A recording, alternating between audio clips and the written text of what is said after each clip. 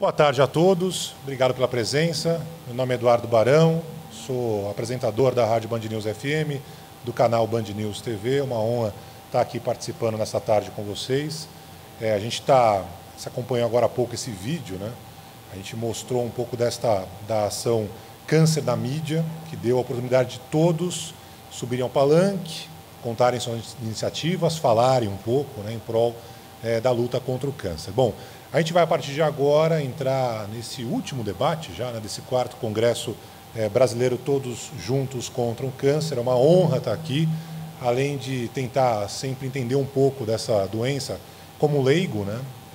Assim como muita gente, eu também já tive parente que, infelizmente, não está mais aqui com a gente, acabou sendo levado, então, para mim, sempre é algo de muito interesse. Então, a minha presença aqui também vai nesse intuito de entender de que forma cada um pode minimizar as possibilidades de contrair esse mal tão terrível. O tema desse painel é a prevenção ao câncer, fatores de risco, desafios para a saúde pública no Brasil, organizado pela ACT. A cada ano são diagnosticados cerca de 577 mil novos casos de câncer aqui no Brasil. É algo absolutamente urgente, relevante discutir a prevenção, minimizar o efeito dos fatores de risco. Então, esse painel vai justamente nessa ideia de tentar discutir, debater os principais fatores de risco, como tabagismo, alimentação inadequada, sedentarismo, uso abusivo de álcool, e encarar de frente os principais desafios, possíveis soluções encontradas para a adoção de hábitos saudáveis, avanço das políticas públicas, enfim, de que forma a gente pode prevenir a saúde. Eu queria convidar aqui ao palco a vice-diretora da ACT, psicóloga, mestre em psicologia clínica pela USP, especialista em psicologia hospitalar, a Mônica Andrés. Por favor, Mônica.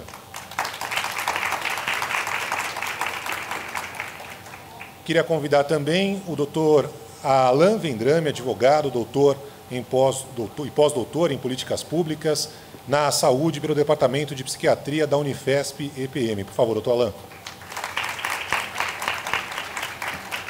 Convido também o Dr. Benhur, membro do Conselho Consultivo da Associação Brasileira de Transplante de Órgãos, e também ele teve várias passagens internacionais pela Honorary Consultant Surgeon University of Birmingham, 2014. Não sei se a pronúncia é essa, mas eu tentei. Também convidar a Luciana Grutti Maia Moreira, docente do módulo Nutrição na Prevenção e Controle do Câncer do Programa de Residência Multiprofissional em Oncologia e do módulo de Processo de Trabalho em Saúde nos cursos de Educação Profissional Técnica de nível médio do INCA. E, finalmente, convidar a Daniela Castro, secretária adjunta da Secretaria de Esportes e Lazer da Prefeitura de São Paulo. Daniela, por favor, suba aqui ao palco. A gente vai ter inicialmente um tempo para a apresentação de cada um dos palestrantes, depois a gente vai abrir para perguntas. Então, eu convido todo mundo a já pensar, se tiver alguma dúvida, que a gente vai fazer as perguntas depois. Esse debate também está podendo ser acompanhado nas redes sociais. Postem sempre, se você postar alguma coisa aqui do debate, Movimento TJCC. Movimento TJCC. Já a gente vai ter mais debates por aqui, mas eu queria já convidar para começar a fazer a sua apresentação a Mônica Andrés. Mônica, por favor.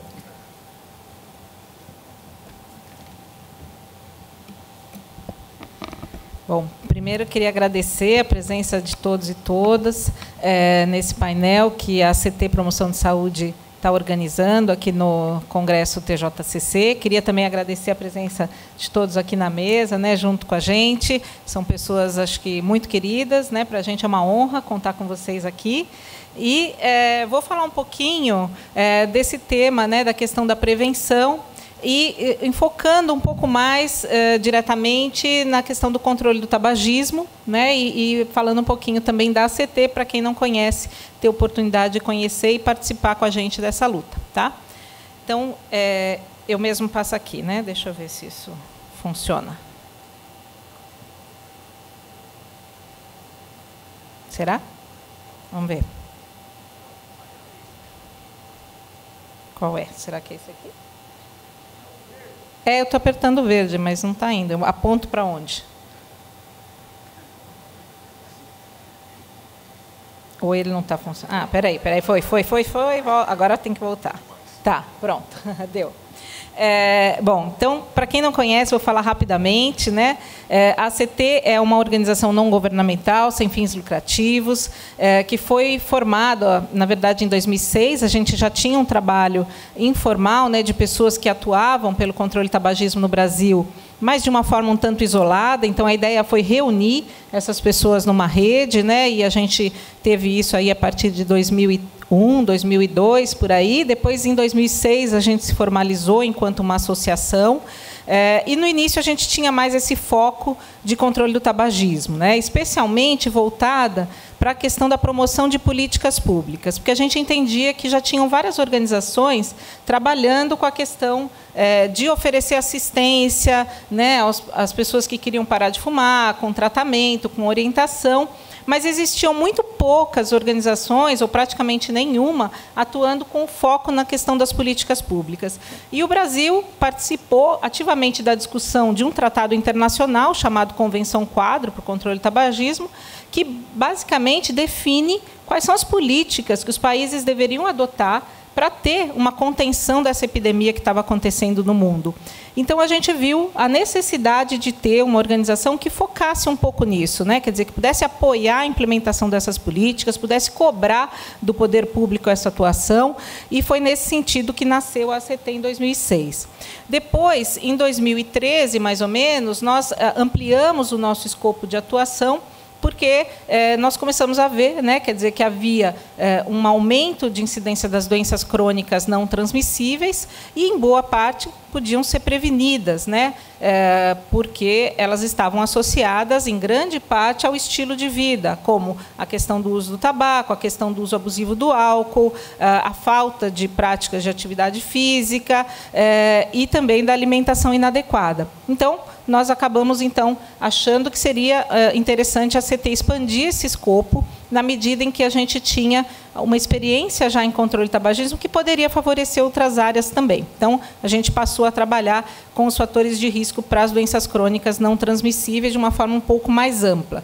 E sempre através dessa rede, que hoje tem mais de 1.000 membros em todo o Brasil, e com o trabalho que a gente chama de advocacy, né? Quando você vai, de fato, tentar realizar uma série de iniciativas para promover a adoção de políticas públicas no país. Então, quando a gente fala em prevenção, é comum que a primeira coisa que venha na cabeça das pessoas é a questão da criança ou do jovem, né? Então, assim, nós temos que trabalhar informando as crianças desde cedo, o trabalho na escola. Em geral, essa é a primeira ideia que as pessoas têm quando a gente fala em prevenção.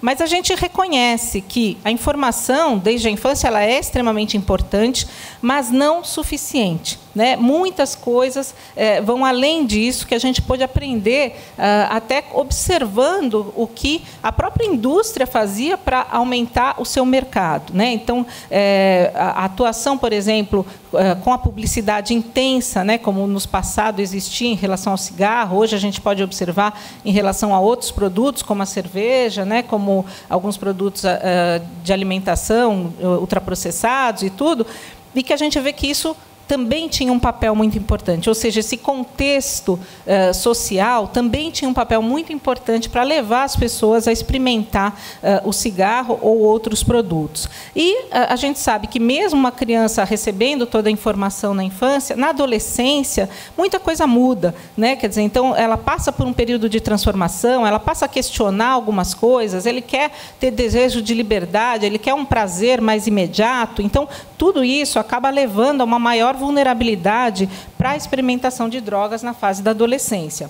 Então, a gente vê que a indústria soube explorar isso muito bem, né? Então, aí estão campanhas em que era uma campanha do cigarro Marlboro, que falava justamente a esses valores da juventude, né? Quer dizer, então, vou seguir meu instinto. Tinha o talvez, né, cruzado. Não é talvez. Eu vou seguir meu instinto.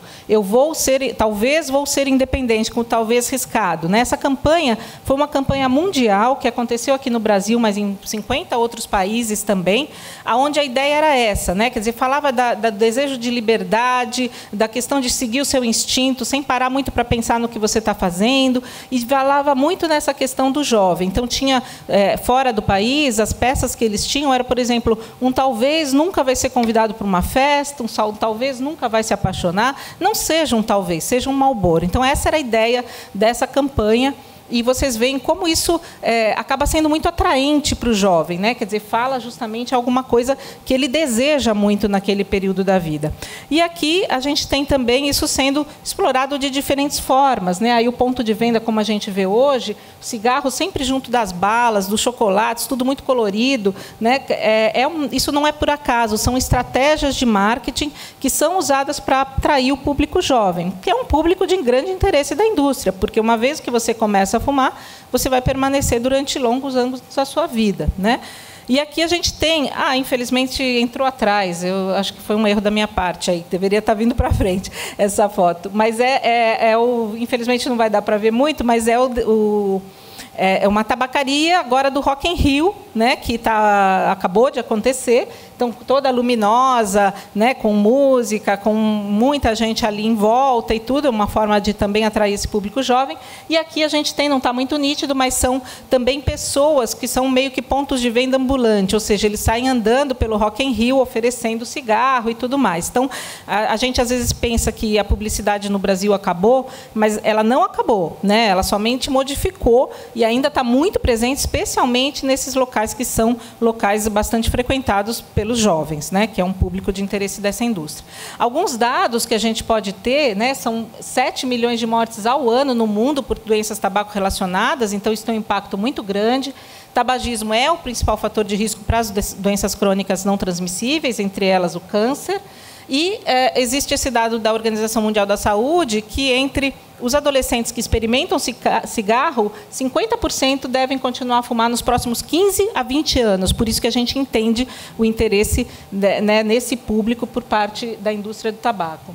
E 90% dos fumantes começam a fumar na adolescência. Por isso, ele é até considerado uma doença pediátrica. Tá? Então, a gente não está falando propriamente de adultos que conscientemente decidem começar a fumar. A maior parte das pessoas vai fumar antes dos 18 anos de idade e aí se tornar dependente pela ação da nicotina.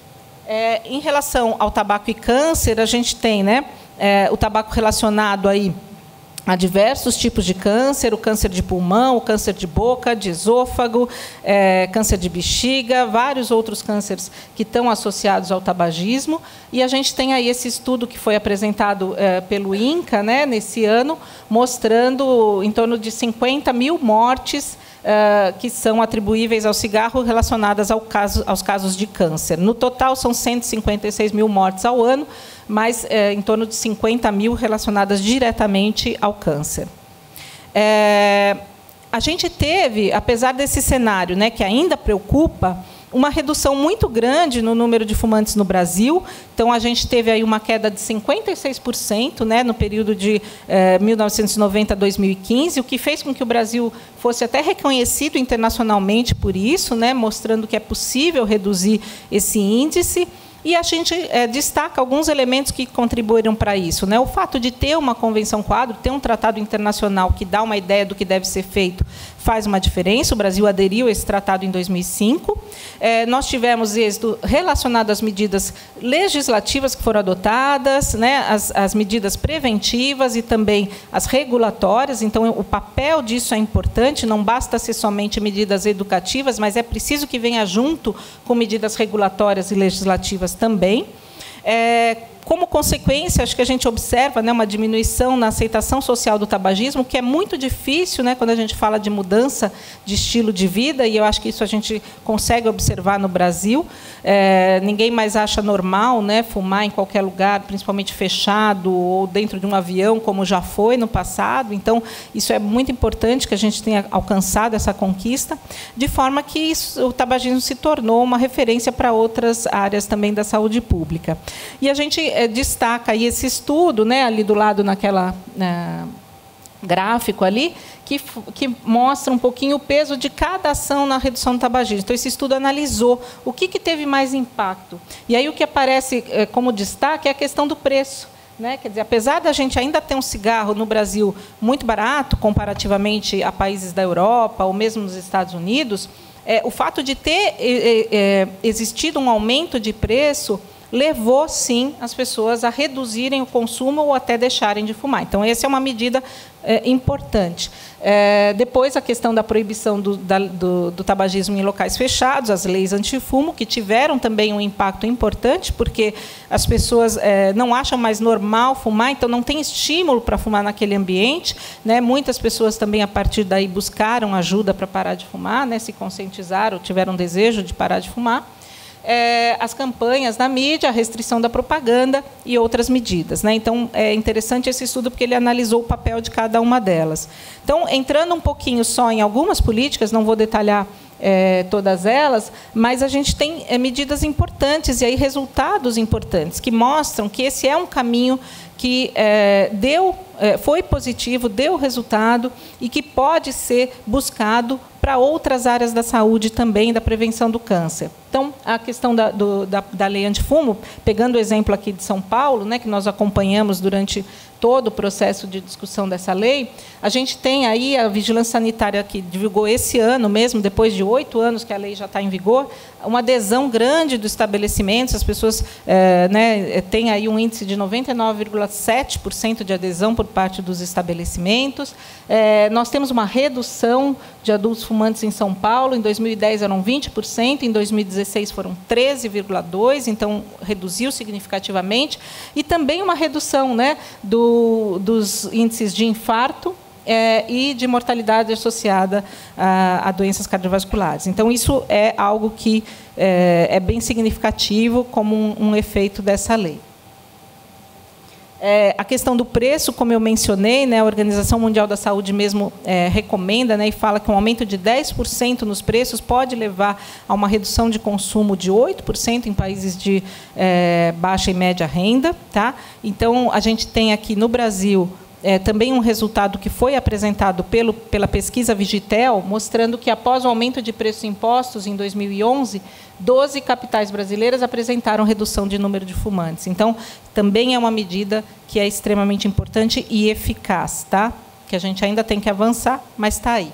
E como alguns desafios, né, que o meu tempo já está acabando, já é o finalzinho mesmo, eu traria a questão da proibição do uso de aditivos, que continua sendo uma batalha. Né? A gente teve aí uma resolução da Anvisa que proibia o uso de aromas, sabores. Hoje você tem cigarros com duplo sabor, uva, menta, baunilha, cereja, né, que é claramente também uma forma de diminuir um pouco, mascarar aquele sabor ruim dos cigarros, né, na experimentação. Então, acaba levando a maior facilidade de iniciação por jovens. Tem até uma pesquisa que mostra isso, né? Os jovens, a maior parte deles hoje prefere os cigarros com sabor. Então, tem essa ação da Anvisa, mas a indústria do tabaco entrou com uma ação judicial contra isso, conseguiu uma liminar e, em função disso, isso não foi ainda implementado no Brasil, apesar de ter sido aprovado em 2012, né, era para estar em vigor desde 2013, ainda não está em vigor, então a gente espera, agora está marcado para o dia 19 de outubro, julgamento no STF, a gente espera que o STF decida em favor, né, da prevenção e da saúde.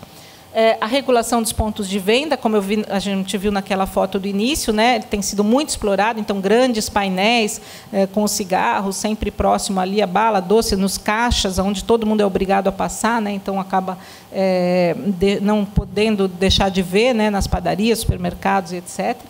Então, alguns países já têm adotado as tais das embalagens padronizadas, né, como a Austrália, onde você não tem apelo ao consumo, né? E a gente fez até uma campanha sobre isso, né? Colocando, se o câncer tivesse uma embalagem, qual que você preferiria que fosse, né? Quer dizer, uma embalagem toda bonita, como se fosse um presente, ou alguma coisa que alertasse mesmo sobre o risco daquele consumo daquele produto.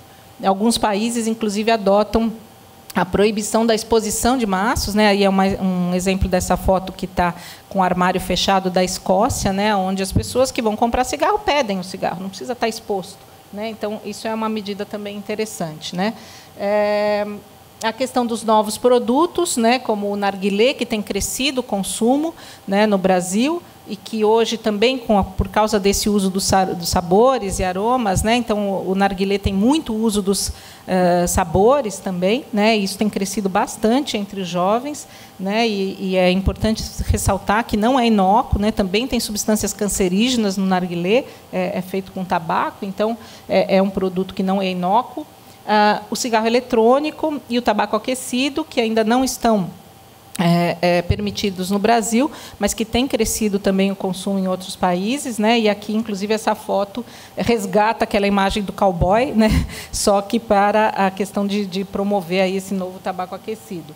E a interferência da indústria, que sempre atua no sentido de questionar as medidas que vêm sendo adotadas pelo Brasil. Então, todas as medidas que a gente tem, se você for pensar a proibição da publicidade, a questão da lei antifumo e etc., estão sendo questionadas na justiça pela indústria. Então, nossos desafios continuam. E a gente tem aqui no grupo de prevenção do TJCC essa ideia, né, de promover a conscientização e políticas públicas que avancem na prevenção do câncer por meio de comportamentos e ambientes mais saudáveis. Ou seja, atuando nesse ambiente, a gente favorece que as pessoas possam ter escolhas mais saudáveis. Que a gente convida todos vocês também a conhecer e participar desse trabalho. E eu agradeço. Obrigada.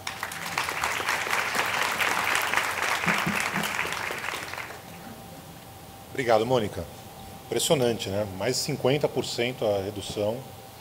E a gente observa aqui também na ficção, né? Você não observa mais em novelas a quantidade de personagens fumando, né? Acho que também tem esse impacto que mesmo nos filmes, mesmo Hollywood não utiliza mais tanto isso. Bom, quero chamar agora aqui para a palestra a secretária adjunta da Secretaria de Esportes e Lazer da Prefeitura de São Paulo, Daniela Castro. Daniela, por favor.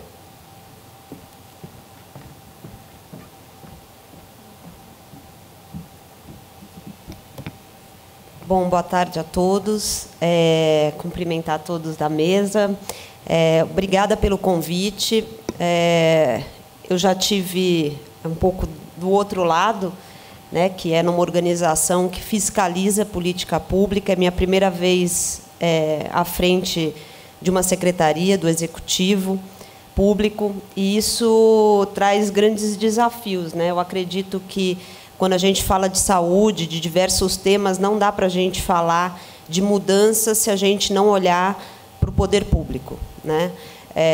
O poder público ele tem escala, né? Ele alcança muitas pessoas. Então, desde a gente falar de mudança de hábito ou campanhas de alerta, até regulamentações, né? Então, essa questão do preço do cigarro, dos tributos, é uma forma que o poder público tem para realmente fazer a diferença quando a gente fala em impactar, né, questões de riscos no país todo. E eu trouxe aqui um exemplo, na verdade, para nós é uma honra estar aqui, né? As secretarias de esporte, em geral, são secretarias muito ligadas à barganha política e com pouca, digamos, preocupação pela qualidade do que ela faz. E nós, na cidade de São Paulo, a gente tem uma meta que é aumentar a atividade física. Então, tem aí um trabalho que a gente acredita que está muito atrelado com a saúde e justamente com a prevenção e um trabalho de interesse público. Então, eu trouxe aqui um exemplo mais do ponto de vista do poder público, o que a gente pode fazer, né? E eu acho que está na hora um pouco da gente começar a olhar o que o poder público faz e cobrar um pouco mais, porque, de novo, ele tem escala e ele tem condições de fazer uma mudança mais substancial e às vezes, as organizações têm que fazer essa pressão para que, desde a fase tributária até uma política pública, ela saia do papel. Então, agradeço muito mesmo a possibilidade. Então, eu vou contar rapidamente essa experiência Já peço desculpas que eu vou ter, e peço 1000 desculpas mesmo aos presentes, que eu vou ter que sair para uma representação governamental, mas já adianto. Esse aqui, como é que eu... Aqui, né? Tá. Bom, então eu vou falar um pouco aqui sobre a relevância do tema, né? Se a gente fala de um dos fatores de risco do câncer, a gente também tem a inatividade física e a obesidade como 2 grandes fatores.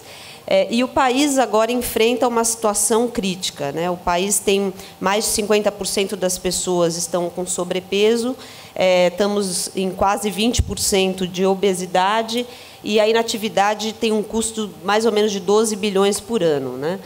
Não é um tema que impacta só o Brasil, é um tema realmente mundial. Tem levado as organizações das Nações Unidas a colocar esse tema e as políticas públicas de esporte, de saúde, né, para ter uma visão mais de longo prazo. Aqui são só alguns exemplos, né, de como o tema também tem crescido, né, na mídia, e não é só falar de atividade física, que é a questão do corpo, mas os benefícios, né? Então, alguns dados que eu trouxe aqui da questão da obesidade, do sobrepeso. É responsável a inatividade física por 9% das mortes prematuras no mundo. E tem a ver com o avanço de doenças crônicas, como aumento de diabetes e hipertensão. Então, esses são alguns dados do Brasil. Em São Paulo, para ter um exemplo, São Paulo tem a pior taxa de atividade física entre as capitais brasileiras.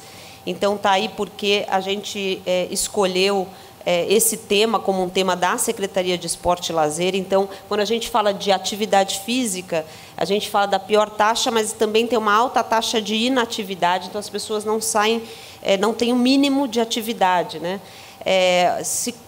Hoje se fala que, em geral, a gente andava 10.000 passos, né? Que isso seria o saudável, né? Nós somos criados para fazer movimento. E hoje, num dia a dia normal, nós fazemos, em média, 2.500 passos. Isso é uma mudança brutal, né? E traz consequências para a saúde. Se a gente pensar nos jovens, né? Existe hoje, na área de educação física, uma linha que fala do analfabetismo motor, né? Isso é algo que realmente, atrelado às tecnologias, né? Ao iPad, os jogos, você começa a ter uma preocupação dessa nova geração. Então, São Paulo, a gente se debruçou, ao entrar na secretaria, a minha história é uma história de uma organização de advocacy formada por atletas, então a gente sempre brigou para que esse tema da atividade física, do esporte nas escolas, tivesse presente no governo federal e no município. Então, quando assumia a secretaria, nós fizemos uma pesquisa sobre São Paulo. Então, assim, ok, como poder público, né? O que a gente pode impactar? Então, esse foi o tema, olhando para a questão da cidade. Esse dos custos eu já falei. A gente tem também que a atividade física é o 4º maior fator de risco, mas a gente tem um estudo interessante aqui. Uma taxa medida do Ministério da Saúde, que vocês encontram no Vigitel, que mostra a taxa da atividade física de todas as cidades. Palmas é a mais ativa, São Paulo a menos. Mas antes de eu entrar na parte da escola, São Paulo gasta com medicamento de diabetes e hipertensão mais ou menos 70 milhões de reais por ano, né? É praticamente o orçamento da Secretaria de Esportes, né? E a gente tem muitos estudos que já mostram que a atividade física está sendo, de certa forma, de depressão também, né? Um mecanismo de diminuir o uso desses remédios. Então, na saúde, eu acho que é um pouco já consolidado a importância da atividade. No caso da educação, além do analfabetismo motor, além de que está provado que as crianças que são inativas, eles têm grandes chances de se tornar inativas, a escola também, o esporte, a atividade física, tem um impacto muito positivo. E a ONU já declarou que, em geral, é na escola, né, que a atividade física começa a faltar. Então, as crianças fazem pouca atividade. A educação física é tratado como uma matéria de segunda categoria, não é obrigatória, e aí a gente não tem nem as 2 horas que a gente tem na grade curricular, nem essas 2 horas as crianças praticam. Na fase criança e adolescente, o recomendável são 5 horas por dia. Há 5 anos atrás, nós fizemos um estudo junto com o IBOP, Instituto Votorantim, Instituto Ayrton Senna, medindo com uma metodologia do Banco Mundial quanto exatamente as crianças fazem de horas de atividade física na escola no Brasil. E deu mais ou menos 29 minutos por 1 hora, 50 minutos de aula. Ou seja, se a gente pensar durante a semana, na escola ela faria 1 hora. Por que 29 minutos? Porque até o professor fazer a chamada, juntar todo mundo. E aí são 29 mesmo de atividade. Bom, o impacto na educação... esses são alguns dados, que nós temos pouquíssimos dados de atividade física no Brasil, assim, na escola, não são dados... nós temos esse dado de saúde escolar, que é só medido nos alunos do 9º ano, então essa é uma dificuldade para a gente trabalhar. Mas nessa pesquisa mostra que 34% dos alunos do 9º ano são ativos e somente 54% aproximadamente por cento dos alunos do 9º ano, isso do ensino fundamental, tem 2 horas ou mais de educação física por semana. Bom, nesse sentido, ao a gente fazer esse diagnóstico, tiramos 3 metas, que aí vem uma primeira indicação para a gente começar a pensar política pública. Nós colocamos metas finalísticas para São Paulo. Então, a gente resolveu que nos próximos 4 anos a gente quer tornar São Paulo uma cidade ativa e aumentar a taxa de atividade física em 20%.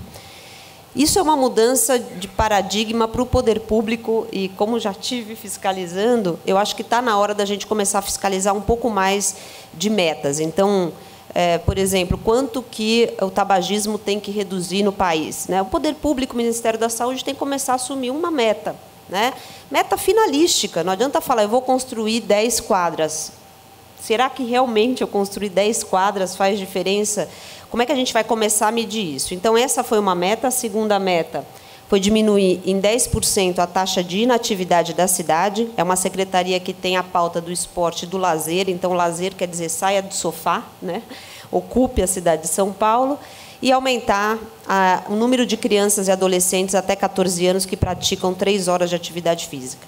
Essa é uma meta que está sendo quantificada junto com a educação, porque a ideia é entrar na meta da cidade de educação integral. Nós fizemos um planejamento estratégico, um pouco para isso, eu não vou entrar muito nessa seara, mas depois, quem tiver interesse um pouco de conhecer como que a gente pode trazer isso para um planejamento mais concreto em políticas públicas, eu posso disponibilizar. Então, a ideia é a gente pegar a meta e dizer assim, como que a gente vai fazer isso, né, na secretaria. E decidimos alguns projetos prioritários. Primeiro, que quando a gente fala de inatividade, a gente também pode, para fazer política pública, você tem que saber um pouco onde você vai trabalhar.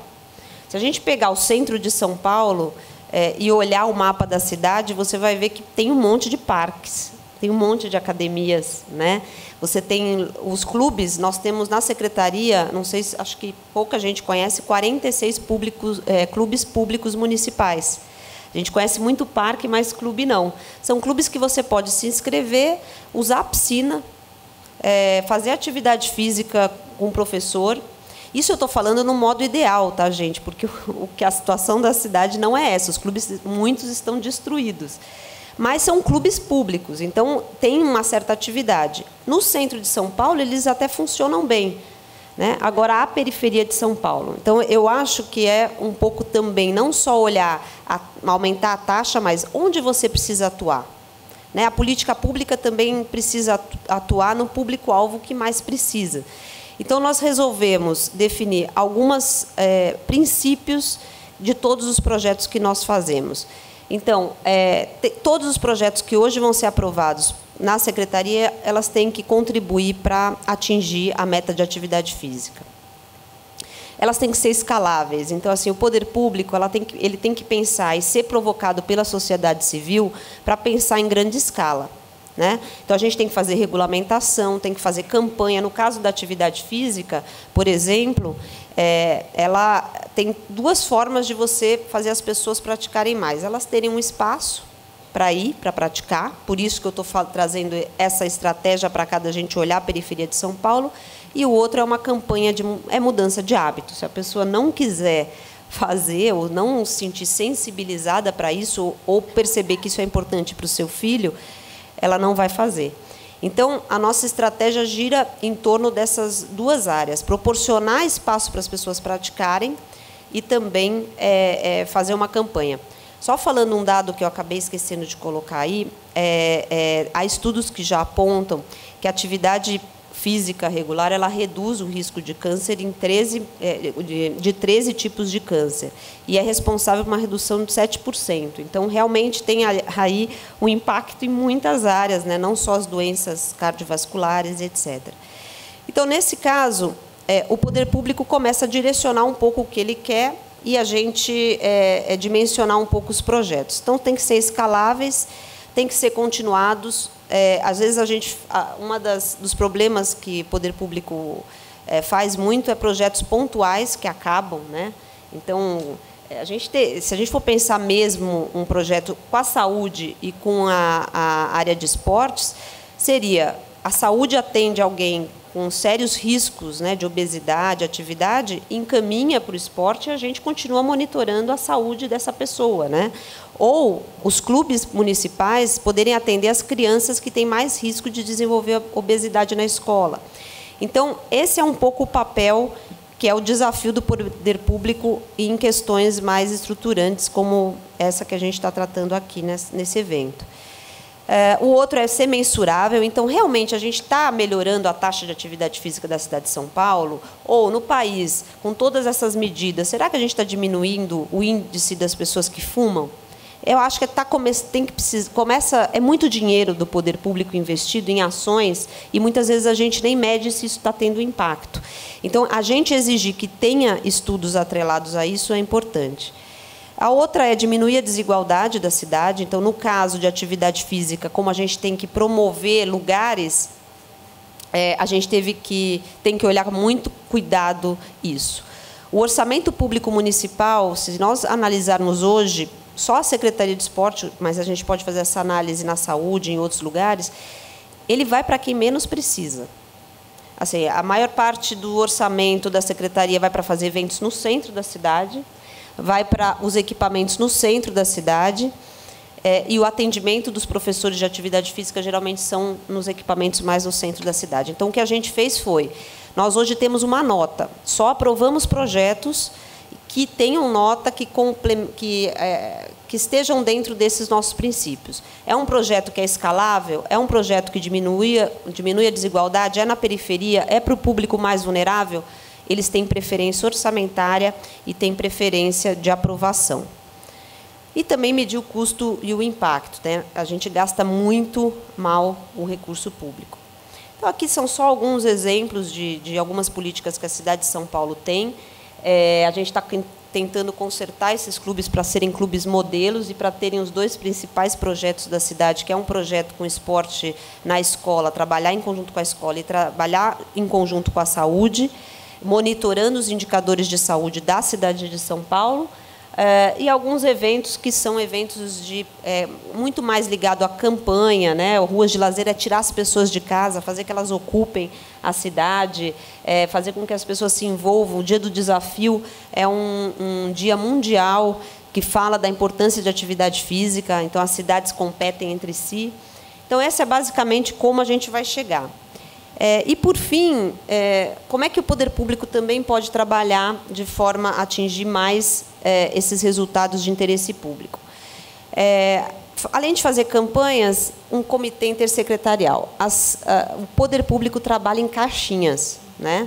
Trabalha separadamente. Então, muitas vezes, não adianta nada a gente estar trabalhando com o Ministério da Saúde, né, sobre um assunto e os tributos não conversarem, que é isso, né? Talvez com a taxação do cigarro seja o que mais realmente tem impacto. E, geralmente, não se conversam. Então, a ideia é sempre trabalhar de forma intersecretarial E a gente está utilizando para esse trabalho, para terminar, na secretaria, um apoio internacional justamente da OMS, do PNUD, outras agências da ONU, porque realmente a gente quer que São Paulo seja um exemplo de cidade ativa.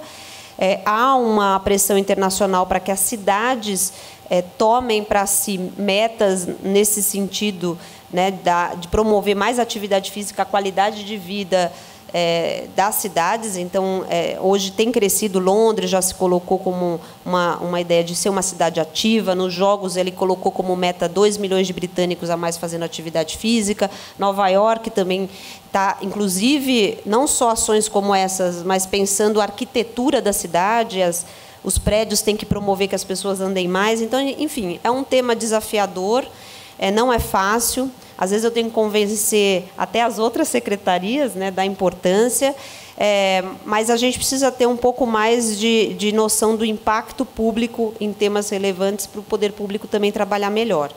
Como o tema era políticas públicas, eu resolvi trazer aqui um exemplo do nosso trabalho, né, que é pequeno, mas espero que ajude aqui na discussão do painel. Obrigada.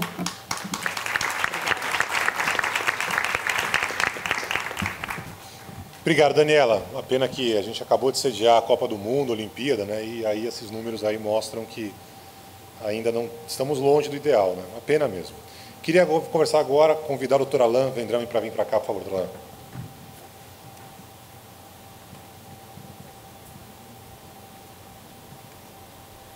Alain. Boa tarde a todos. Eu primeiro preciso agradecer a organização do evento, agradecer também à ACT pelo convite, que, como representante da academia, eu devo dizer que, para nós, é sempre muito importante ocupar esses espaços de discussão sobre as políticas públicas do álcool, sobre a promoção da saúde e sobre os desafios, os entraves para promover atividades de prevenção ao uso abusivo, ao uso prejudicial do álcool, né?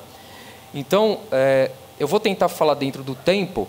Eu vou começar falando um pouquinho sobre dados epidemiológicos do uso do álcool, dados da OMS, depois eu vou contextualizar um pouquinho quais são os principais pontos negativos dessa relação com a sociedade, né? E aí eu vou destacar a questão da publicidade, e aí depois eu vou entrar em aspectos já diretamente caracterizando os entraves para os avanços das políticas públicas do álcool.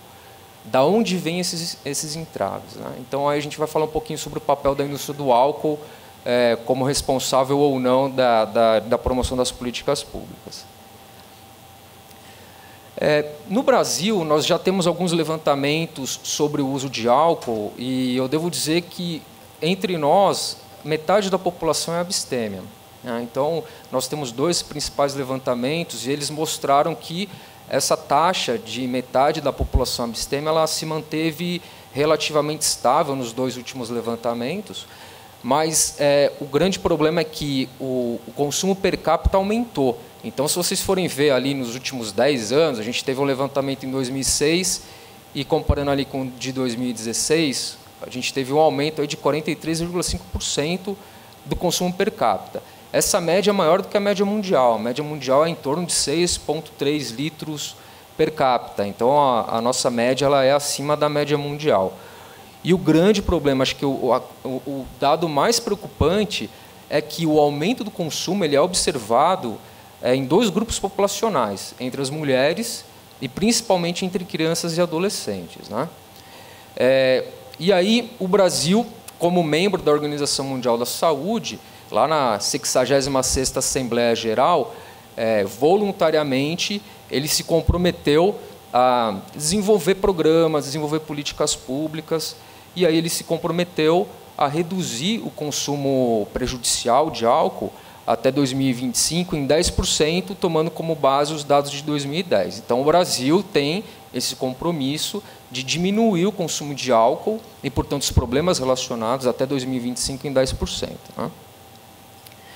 E aí, as políticas que a Organização Mundial da Saúde ela sugere para os países membros como uma medida para diminuir o consumo e os prejuízos do álcool são medidas de custo-benefício e de fácil implementação. Por exemplo, a taxação do álcool, aumentar o preço do álcool, dificultar a disponibilidade, mas a principal sugestão da Organização Mundial da Saúde é o controle da publicidade do álcool, porque entende a OMS que a publicidade do álcool é o principal problema que incentiva principalmente o grupo de crianças e adolescentes a iniciar o consumo de álcool.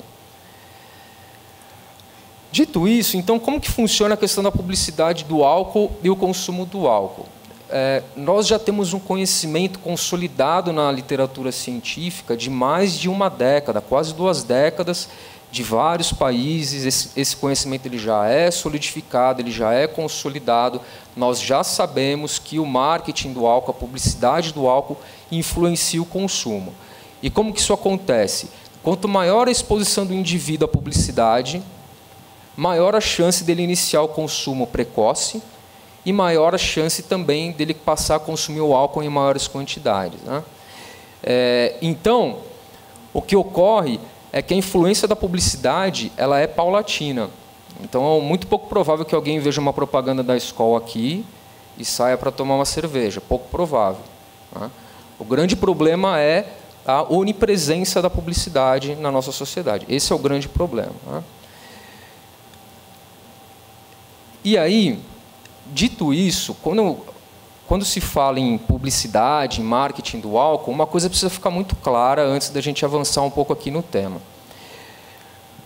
Quem é responsável pelas políticas públicas do álcool, por programas de prevenção, deve ser o Estado, e não a indústria. Então, a saúde coletiva ela é relacionada com o interesse coletivo e o interesse público. A indústria do álcool tem interesse privado. Então, não há como deixar a cargo da indústria do álcool, por exemplo, programas de responsabilidade social. Por que eu estou dizendo isso? Porque qual que é a finalidade de qualquer atividade empresarial? Qualquer atividade empresarial, a finalidade é a obtenção de lucro. Pouco provável que uma indústria vá fazer ou realizar algum programa de prevenção que vai impactar no volume de vendas. Porque, ao final de cada exercício fiscal, tem que apresentar resultados positivos para os acionistas. Então, é pouquíssimo provável. É uma coisa tão lógica, mas precisa ser dita, porque a indústria usa argumentos bastante interessantes, né? E qual que é o panorama legal para o controle da publicidade do álcool no Brasil? Nós temos lá na Constituição Federal, no artigo 220, parágrafo 4º, uma regra que diz que a publicidade de álcool, de tabaco e de outros produtos também precisa ser regulamentada por lei. E aí, em 1996, o legislador ele acabou aprovando a Lei 9294, e essa lei ela teve o objetivo de regulamentar esse princípio da Constituição, da regulamentação legal da propaganda do álcool. Ocorre um absurdo aqui, porque essa lei introduziu no ordenamento jurídico brasileiro um erro conceitual de natureza gravíssima. Por quê? Porque ela define o álcool para fins de publicidade, aquela bebida potável com concentração alcoólica maior do que 12 graus GL. Ou seja, cerveja, vinho e outras bebidas cujo teor é inferior a 12 graus GL não são consideradas bebidas alcoólicas para fins de publicidade. E aí o que acontece, o que ocorre entre nós para regulamentar a propaganda de cerveja e de vinho?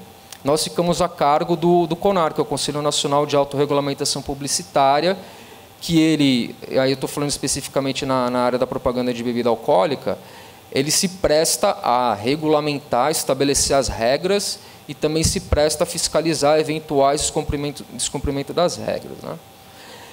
O que, na verdade, pessoal, não vale de nada, né? Porque o CONAR ele já são dados, já são evidências de vários estudos que nós produzimos na Unifesp, já são dados assim, produzidos também em outros lugares do mundo, com a mesma sistemática legal que a nossa, ou seja, com um sistema de autorregulamentação, regulamentando as propagandas de bebidas alcoólicas. Esse sistema de autorregulamentação ele não funciona. Então, ele se presta a regulamentar a propaganda, mas ele não funciona.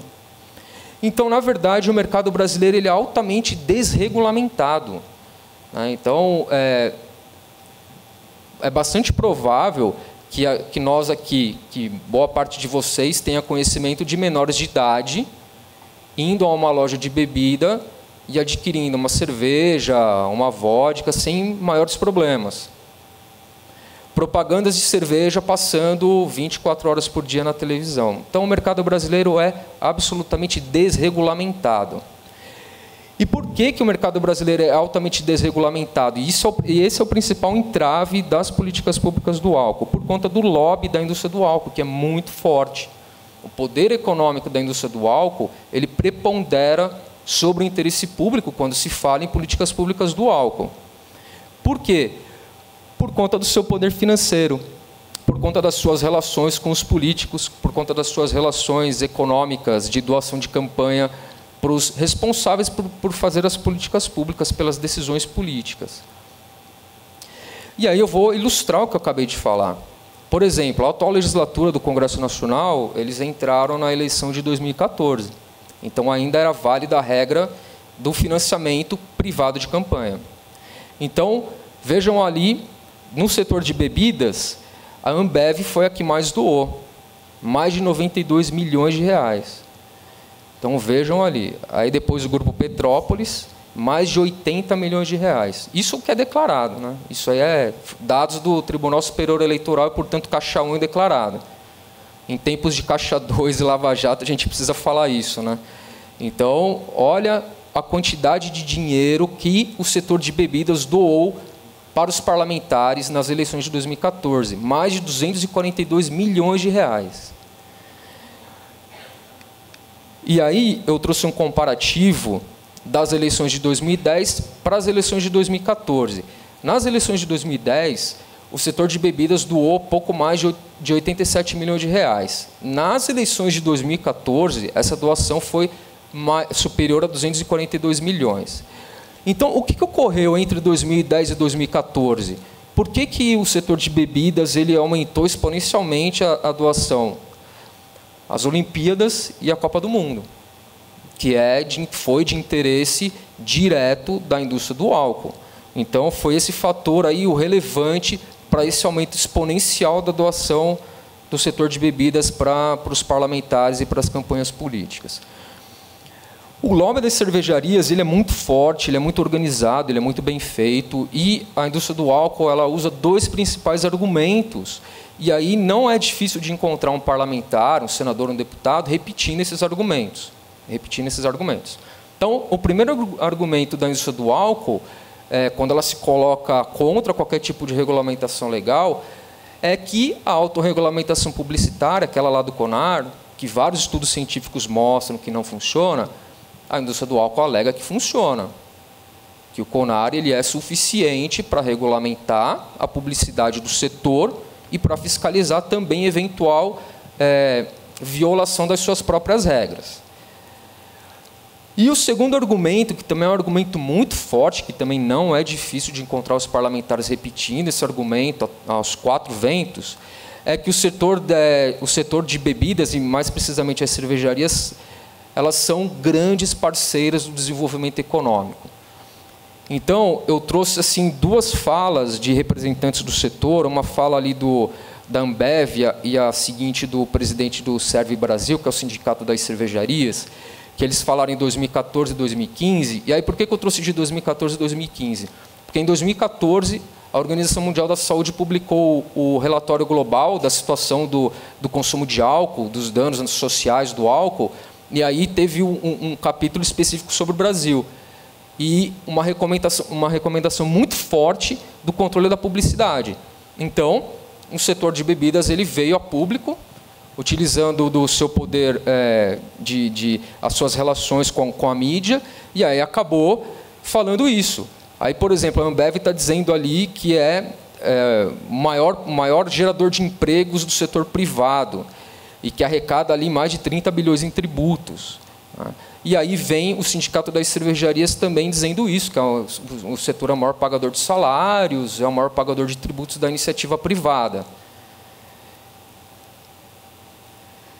Então, esses argumentos eles são muito fortes, né? Muito fortes. E aí eles decorrem dessa atividade que ela é altamente organizada, muito bem feita, né? Então, em 2014, quando o presidente da Ambev fez essa fala, a Servio Brasil comprou um espaço publicitário no intervalo do Jornal Nacional e para defender a liberdade de expressão, dizendo que qualquer iniciativa que viesse a tentar regulamentar a propaganda de bebidas alcoólicas ofenderia o princípio da liberdade de expressão.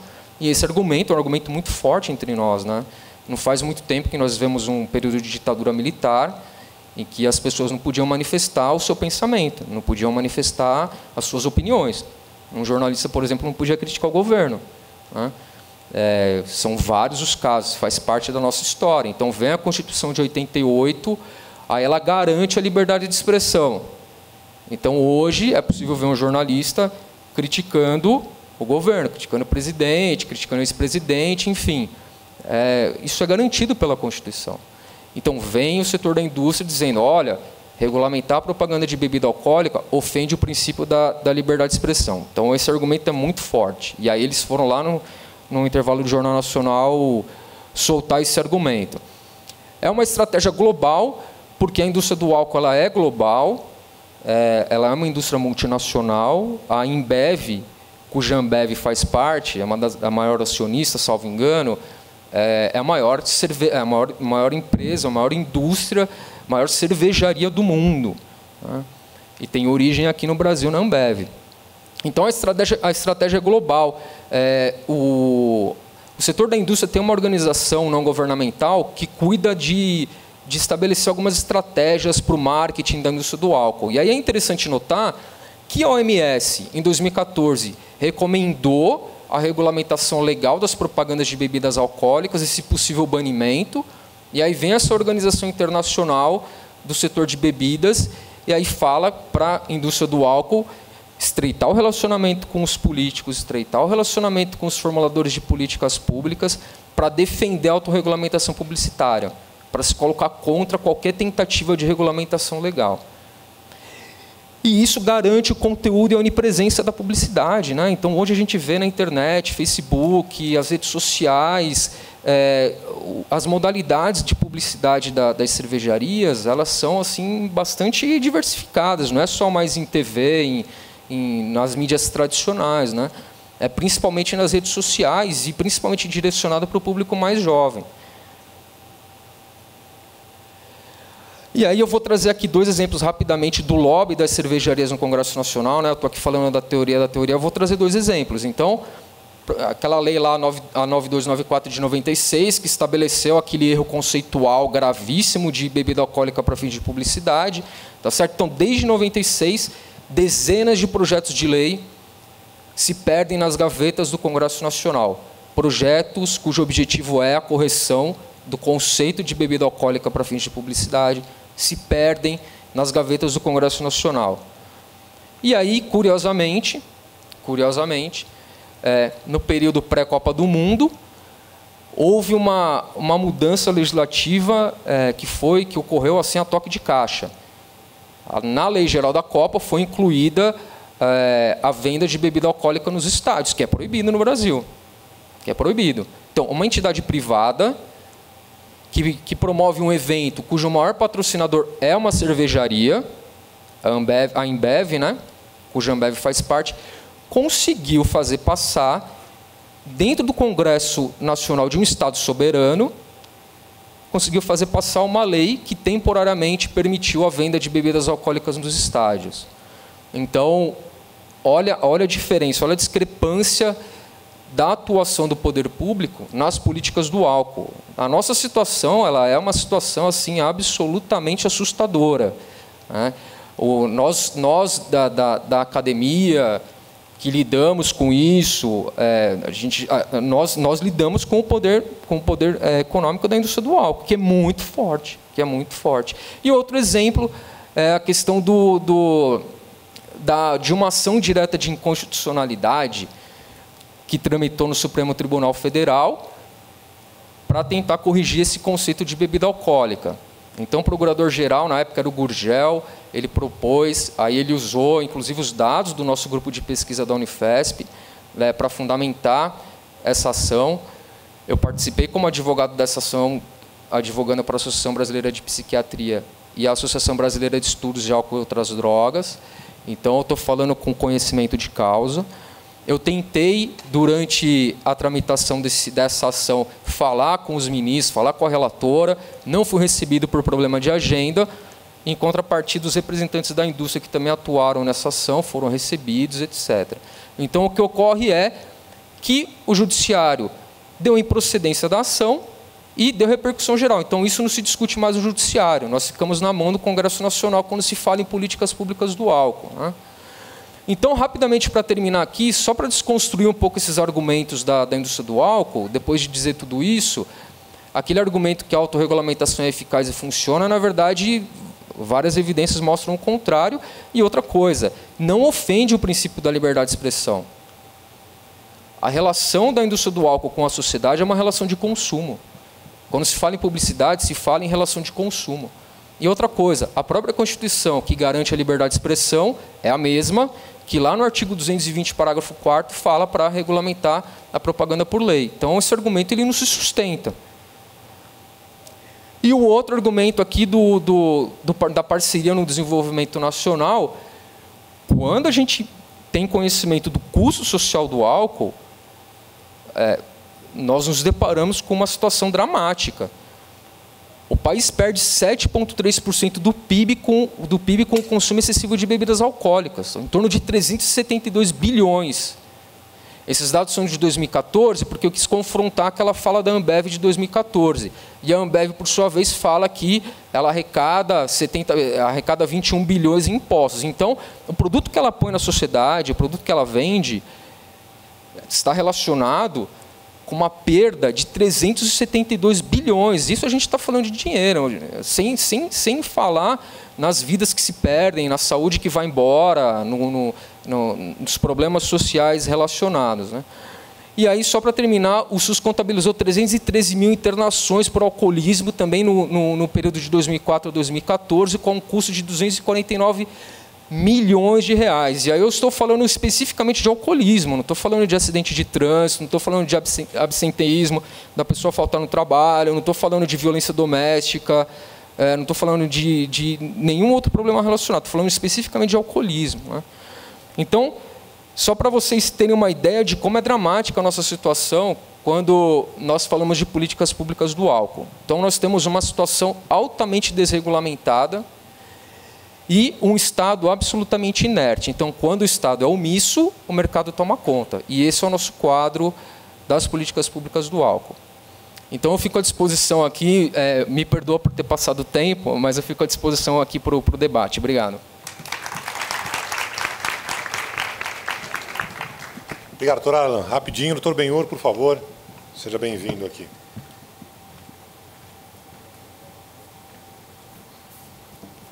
Inicialmente, eu gostaria de agradecer o convite de estar participando de um debate sobre esse, agradecendo a pessoa da Merula que me convidou e da CT. É um prazer enorme estar aqui discutindo isso com vocês. Meu posicionamento aqui é um pouco diferente. Eu sou médico, sou cirurgião, trabalho com doenças do fígado, via biliar e pâncreas, trabalho com transplante de fígado. E o que eu queria até aproveitar e agradecer a oportunidade de ter ouvido vocês antes, porque boa parte do que eu vou falar com vocês rapidamente, eu não vou apresentar nenhuma projeção, porque eu acho que essa discussão é mais importante, mas o que eu vou falar com vocês são alguns dos efeitos de tudo isso que a gente acabou de ouvir. Infelizmente, nós não vamos ouvir a nutricionista antes, porque senão, para mim, ia ser um prato cheio para eu poder aproveitar isso tudo. Mas o que eu queria comentar com vocês em relação a um aspecto específico do câncer é que boa parte das neoplasias malignas vem tendo queda no mundo. O controle, apesar do número aumentar, o percentual dessas doenças vem diminuindo. Entre outras, doenças cardiovasculares vem diminuindo no mundo, apesar de ser a maior causa de óbito no mundo, doenças cardiovasculares e neurovasculares. Mas o fato é que as doenças do fígado são as doenças que vêm aumentando progressivamente nos últimos 10 anos de forma exponencial, absolutamente sem controle. E elas vêm aumentando e trazendo uma repercussão muito grande nesse sentido. E elas vêm aumentando por uma série de fatores. E o principal fator é realmente o uso abusivo do álcool e o sedentarismo. Então, se a gente for olhar hoje, praticamente 30%, 40% de nós aqui, eu não sei quantos nós somos aqui nesse plenário, mas eu sinto informar, mas provavelmente 30%, 40% de nós aqui tem um excesso de gordura no fígado, a famosa esteatose hepática, em que nós especialistas, há 10 anos, 15 anos atrás, 20 anos atrás, falávamos para os pacientes, não, o ultrassom melhorou, ele é capaz de diagnosticar agora um pouco de gordura no fígado que no passado não era capaz, isso não é nada. E hoje a gente sabe que o aumento de câncer no fígado está diretamente relacionado ao aumento da esteatose e ao aumento da esteatohepatite não alcoólica. Então, só para vocês terem uma ideia do número de pessoas que morrem no mundo por um tumor primário do fígado chamado carcinoma hepatocelular, o carcinoma hepatocelular ele aparece em 98% das vezes em quem tem uma doença hepática crônica. A doença hepática crônica mais conhecida é a cirrose. Quando a gente fala cirrose hepática, a gente pensa diretamente em alguém que abusou do álcool, que realmente viu todas essas propagandas aí desde criança e que começou a beber e bebeu a vida inteira. Essa é uma parte pequena dos pacientes que têm cirrose. Hoje nós temos mais de 100 causas de cirrose. Tem causas autoimunes que o próprio organismo desenvolve nele mesmo, que se a gente conhecer antes a gente consegue evitar boa parte do andamento. Tem causas relacionadas às hepatites virais, a hepatite B, a gente já tem vacina, boa parte da população no Brasil é vacinada, faz parte do programa de imunização. Então as crianças praticamente todas são imunizadas para hepatite B, mas tem hepatite C, tem hepatite por outros vírus, tem as hepatites que não são virais e que podem desenvolver doença hepática crônica no decorrer do tempo. Para que a gente tenha uma ideia disso, no mundo são aproximadamente 700 mil mortes relacionadas ao carcinoma hepatocelular por ano. É bastante gente. No Brasil, a gente tem um dado mais recente em relação a isso, mas ainda muito pouco sólido. Para vocês terem ideia, no Brasil, entre o ano de 2011 e 2015, foram diagnosticadas 45 mil mortes por carcinoma hepatocelular. Dessas 45 mil mortes por carcinoma hepatocelular, praticamente nenhuma delas, na verdade 88% delas não tinham diagnóstico da hepatopatia crônica antes. E desses 44 mil pacientes que morreram por carcinoma hepatocelular, 98% deles eram portadores de cirrose. O que isso traz para a gente? Isso traz para a gente talvez o dado mais importante para cá. O dado é que a gordura no fígado, a cirrose hepática, o que desencadeia o 5º tumor mais frequente no mundo no homem, que é o carcinoma hepatocelular. Uau! Isso parece incrível, né? A gente está falando aqui de outros tipos de tumores, a gente nunca ouviu falar num tumor chamado carcinoma hepatocelular, né? Tumor chamado carcinoma hepatocelular, que acontece no fígado doente e que é primário do fígado, é o 5º tumor mais frequente no homem. Quando eu digo no homem, é no ser humano, no homem. Se for dividir entre homem e mulher, é o 5º no homem e o 7º na mulher no mundo. Para nossa sorte, para diminuir um pouco essa importância, o Brasil hoje é um país de incidência intermediária, não é de incidência alta como é a Ásia, por conta das hepatites principalmente, mas é de incidência intermediária. Mas o fato é que todo esse desenvolvimento da doença hepática crônica, que vai desde o fígado normal, um pouquinho de gordura, a contaminação do vírus, o uso abusivo do álcool, o desenvolvimento da cirrose, é absolutamente silencioso. Não apresenta nenhum sintoma, nenhum sinal, nenhuma dor, nenhum amarelo, nenhum verde, nenhuma água na barriga, nada disso.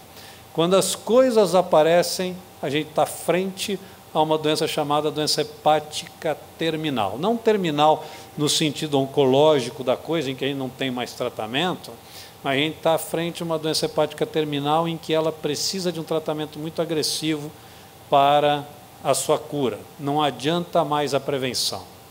E o que acontece? O que acontece é o seguinte, hoje, se a gente for olhar na população geral, 30% a 40% das pessoas deve ter, 30% a 40% das pessoas que fazem um ultrassom rotineiro hoje no Brasil, tem alguma alteração no fígado, na grande maioria das vezes um acúmulo de gordura, que está relacionado, na grande maioria das vezes, a hábitos de vida, ao sedentarismo, à obesidade, ao sobrepeso. Nós ouvimos hoje aqui que 50% dos brasileiros estão com sobrepeso. 50% dos brasileiros com sobrepeso indicam mais ou menos 70% de pessoas potencialmente doentes do fígado nos próximos anos e com doenças graves no fígado. Então a gente precisa fazer alguma coisa. E essa alguma coisa no sentido, a primeira delas é a conscientização de que isso é uma realidade. A gente pode estar sofrendo de um mal moderno da sociedade, todos vocês já devem ter ouvido falar na síndrome metabólica, né? Agora a síndrome metabólica está na moda, eu acho que é capaz de alguém comentar aqui alguma coisa sobre isso, né? Obesidade, ou sobrepeso, diabetes, aumento do colesterol, isso está diretamente relacionado ao aumento de gordura no fígado, diretamente relacionado à cirrose hepática, diretamente relacionado ao carcinoma hepatocelular. Nós estamos conseguindo eliminar algumas coisas. Por exemplo, o vírus da hepatite C, que atingia aí no mundo aproximadamente 300 milhões de pessoas e que hoje continua atingindo ao redor disso, agora tem cura. De 3 anos para cá, 4 anos para cá, tem uma medicação que cura 97% dos pacientes contaminados pelo vírus da hepatite C. Ótima notícia. Caríssimo tratamento, o tratamento tem sido dado hoje pelo governo, mas as pessoas precisam saber que tem hepatite C. A cada doação de sangue, a gente sabe que aproximadamente 2% é negada por aparecer um problema hepático, um deles, a contaminação pelo vírus da hepatite C.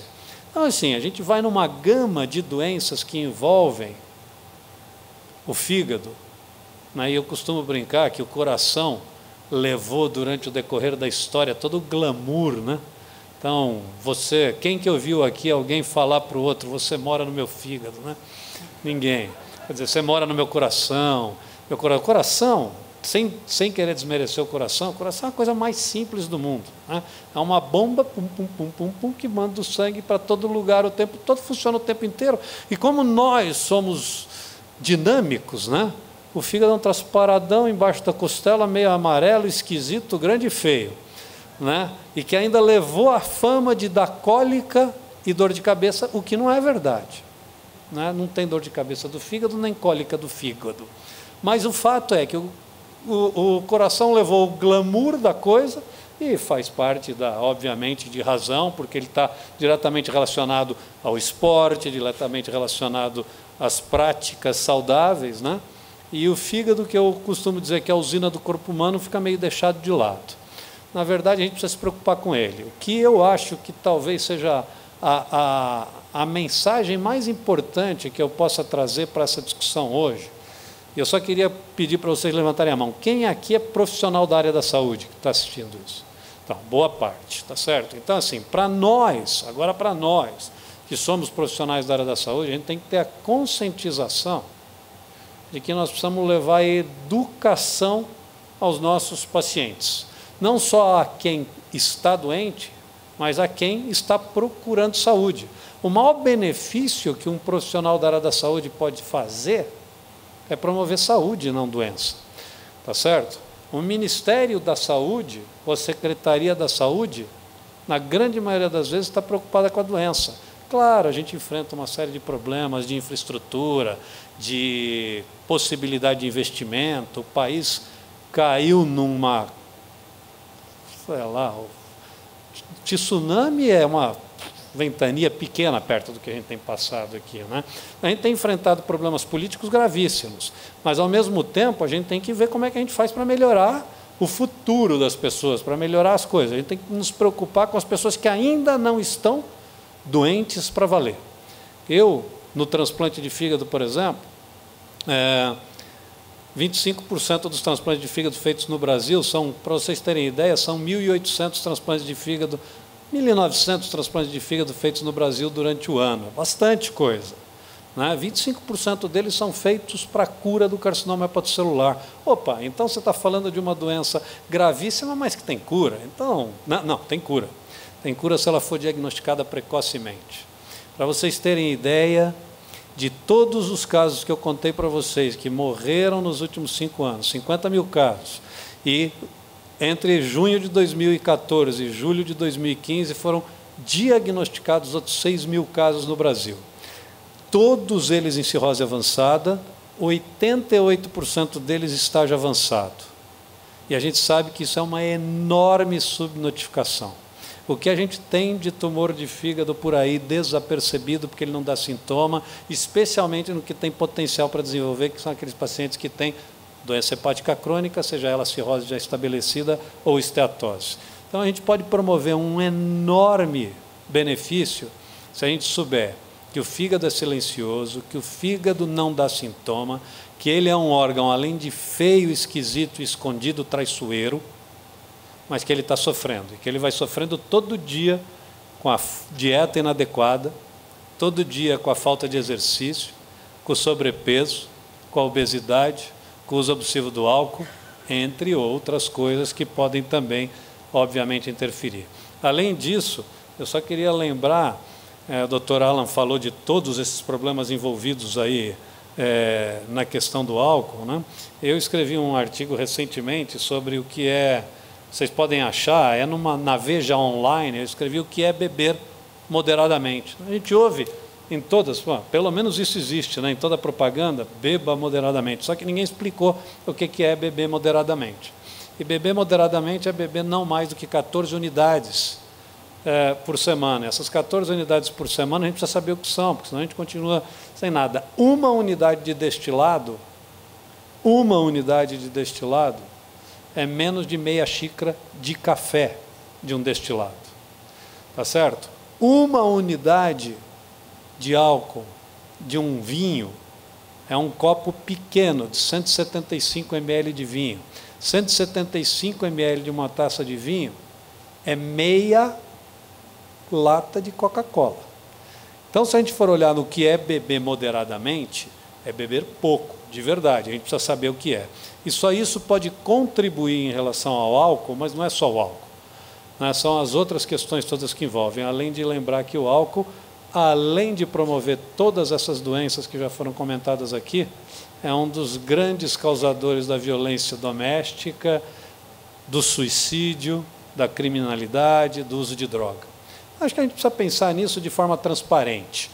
Não adianta a gente imaginar aqui que eu virar para todo mundo e falar assim, olha, ninguém pode beber mais do que 14 unidades, ninguém pode fumar. E eu sou eu acho que tem que ter regulamentação, sou super favorável à regulamentação, mas eu vejo as coisas acontecerem aqui nesse país como lei. Né? Vamos colocar a lei de que não pode mais isso. Pronto, está resolvido o problema. E não é assim que funciona. Você tem que regulamentar, cobrar, educar, fazer com que as coisas realmente aconteçam. E a nossa secretária foi embora, mas eu queria dizer que ela falou uma coisa super importante. Medir o resultado de cada coisa para a gente saber depois se o dinheiro realmente está sendo investido de forma adequada. Mas eu estou à disposição depois para o debate, se for interessante. Obrigado. Doutor Baíno, muito obrigado. Cada vez que estão falando aqui, eu vou tentando encolher um pouco mais a barriga aqui. Eu fico cada vez mais assustado. Já mandei cancelar o happy hour de amanhã, está tudo certo. Queria convidar a doutora Luciana Moreira, por favor.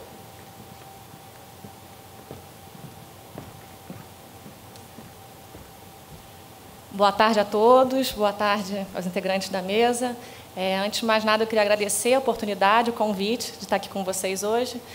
E eu gosto sempre de começar a discussão promovendo uma reflexão, né? A alimentação é um ato de sobrevivência, né? Ninguém tem a opção de consumir ou não um alimento, né? A gente se alimenta para sobreviver, faz parte da rotina diária se alimentar. Bom, vamos falar um pouquinho da nutrição, da prevenção e controle do câncer. Eu sou da Unidade Técnica de Alimentação, Nutrição e Câncer, do Instituto Nacional de Câncer, tá?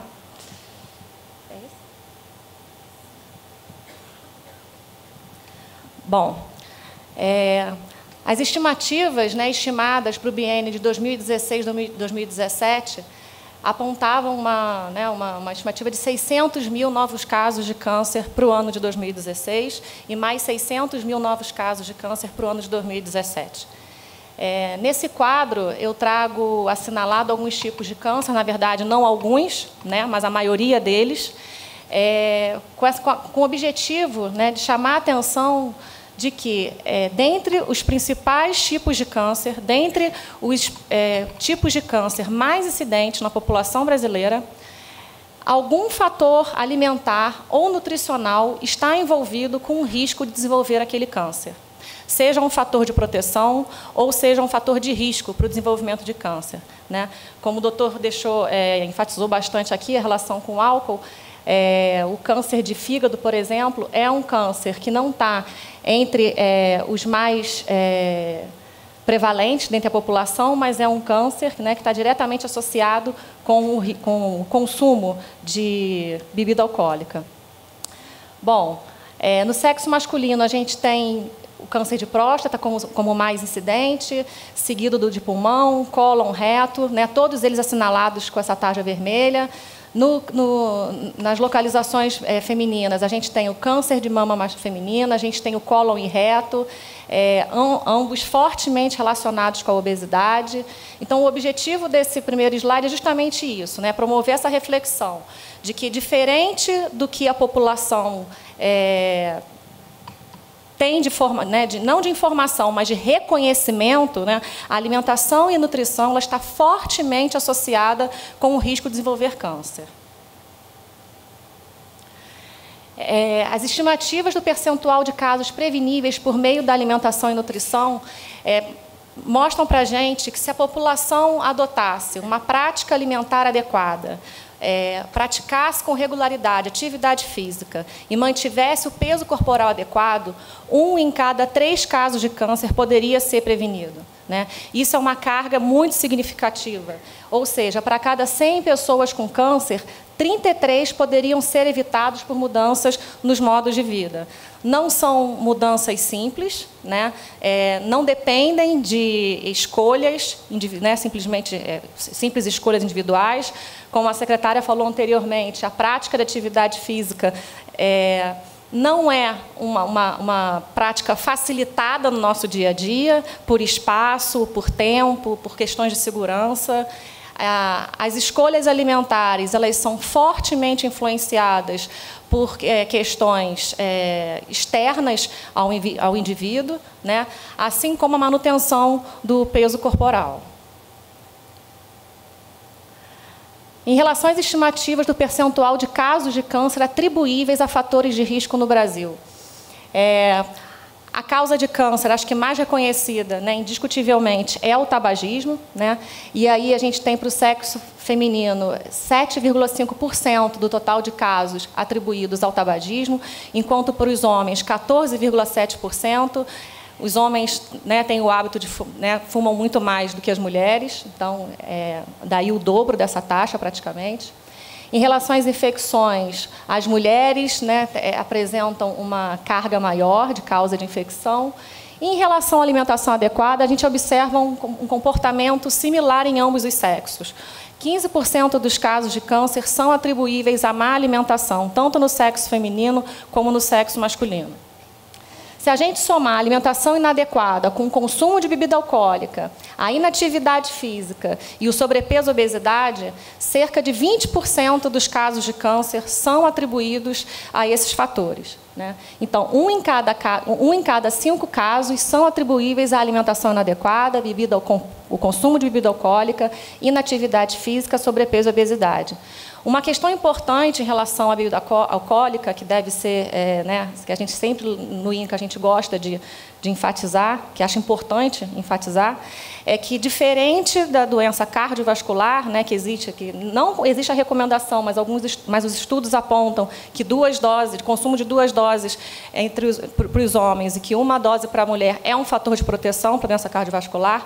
Em relação ao câncer, não existe consumo seguro. Não existe dose segura de consumo de álcool para proteção de câncer, né?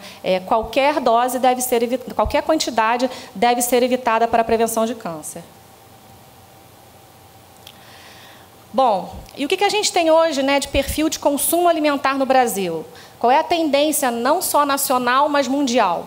É a redução do consumo de alimentos básicos da população, no nosso caso, produtos extremamente característicos da população brasileira, como o arroz, o feijão, frutas, legumes, verduras, os vegetais como um todo, em detrimento do consumo dos alimentos ultraprocessados, as bebidas açucaradas, né, que são os refrigerantes, os sucos artificiais. Muitas pessoas consomem os sucos de caixa, né, com a falsa ideia de que é saudável, né, que é mais saudável tomar um suco, não posso citar o nome aqui da marca, mas, né, aquele na embalagem Tetra Pak, é mais saudável do que um refrigerante, e não é. Né? É uma bebida açucarada, extremamente rica em açúcar. Né? Alto consumo de fast food, de alimentos ultraprocessados. Os alimentos ultraprocessados são aqueles alimentos prontos para aquecer e consumir, que basta você abrir a embalagem e consumir, geralmente com baixo preço, né? E de fácil acesso. Né? Tudo isso facilita o consumo desse tipo de alimento. E hoje já se reconhece que essa transição no padrão de consumo alimentar, essa mudança no padrão de consumo alimentar, ela é fortemente associada com o aumento de sobrepeso e obesidade no país, não só no país, como no mundo inteiro. E aí, aqui nesse gráfico, a gente pode observar a contribuição percentual dos alimentos, ingredientes culinários e produtos processados e ultraprocessados no total de calorias adquiridas por domicílio. E aí fica claro para a gente, né, a substituição do consumo dos alimentos não processados, alimentos in natura, da alimentação saudável e um maior consumo dos produtos ultraprocessados.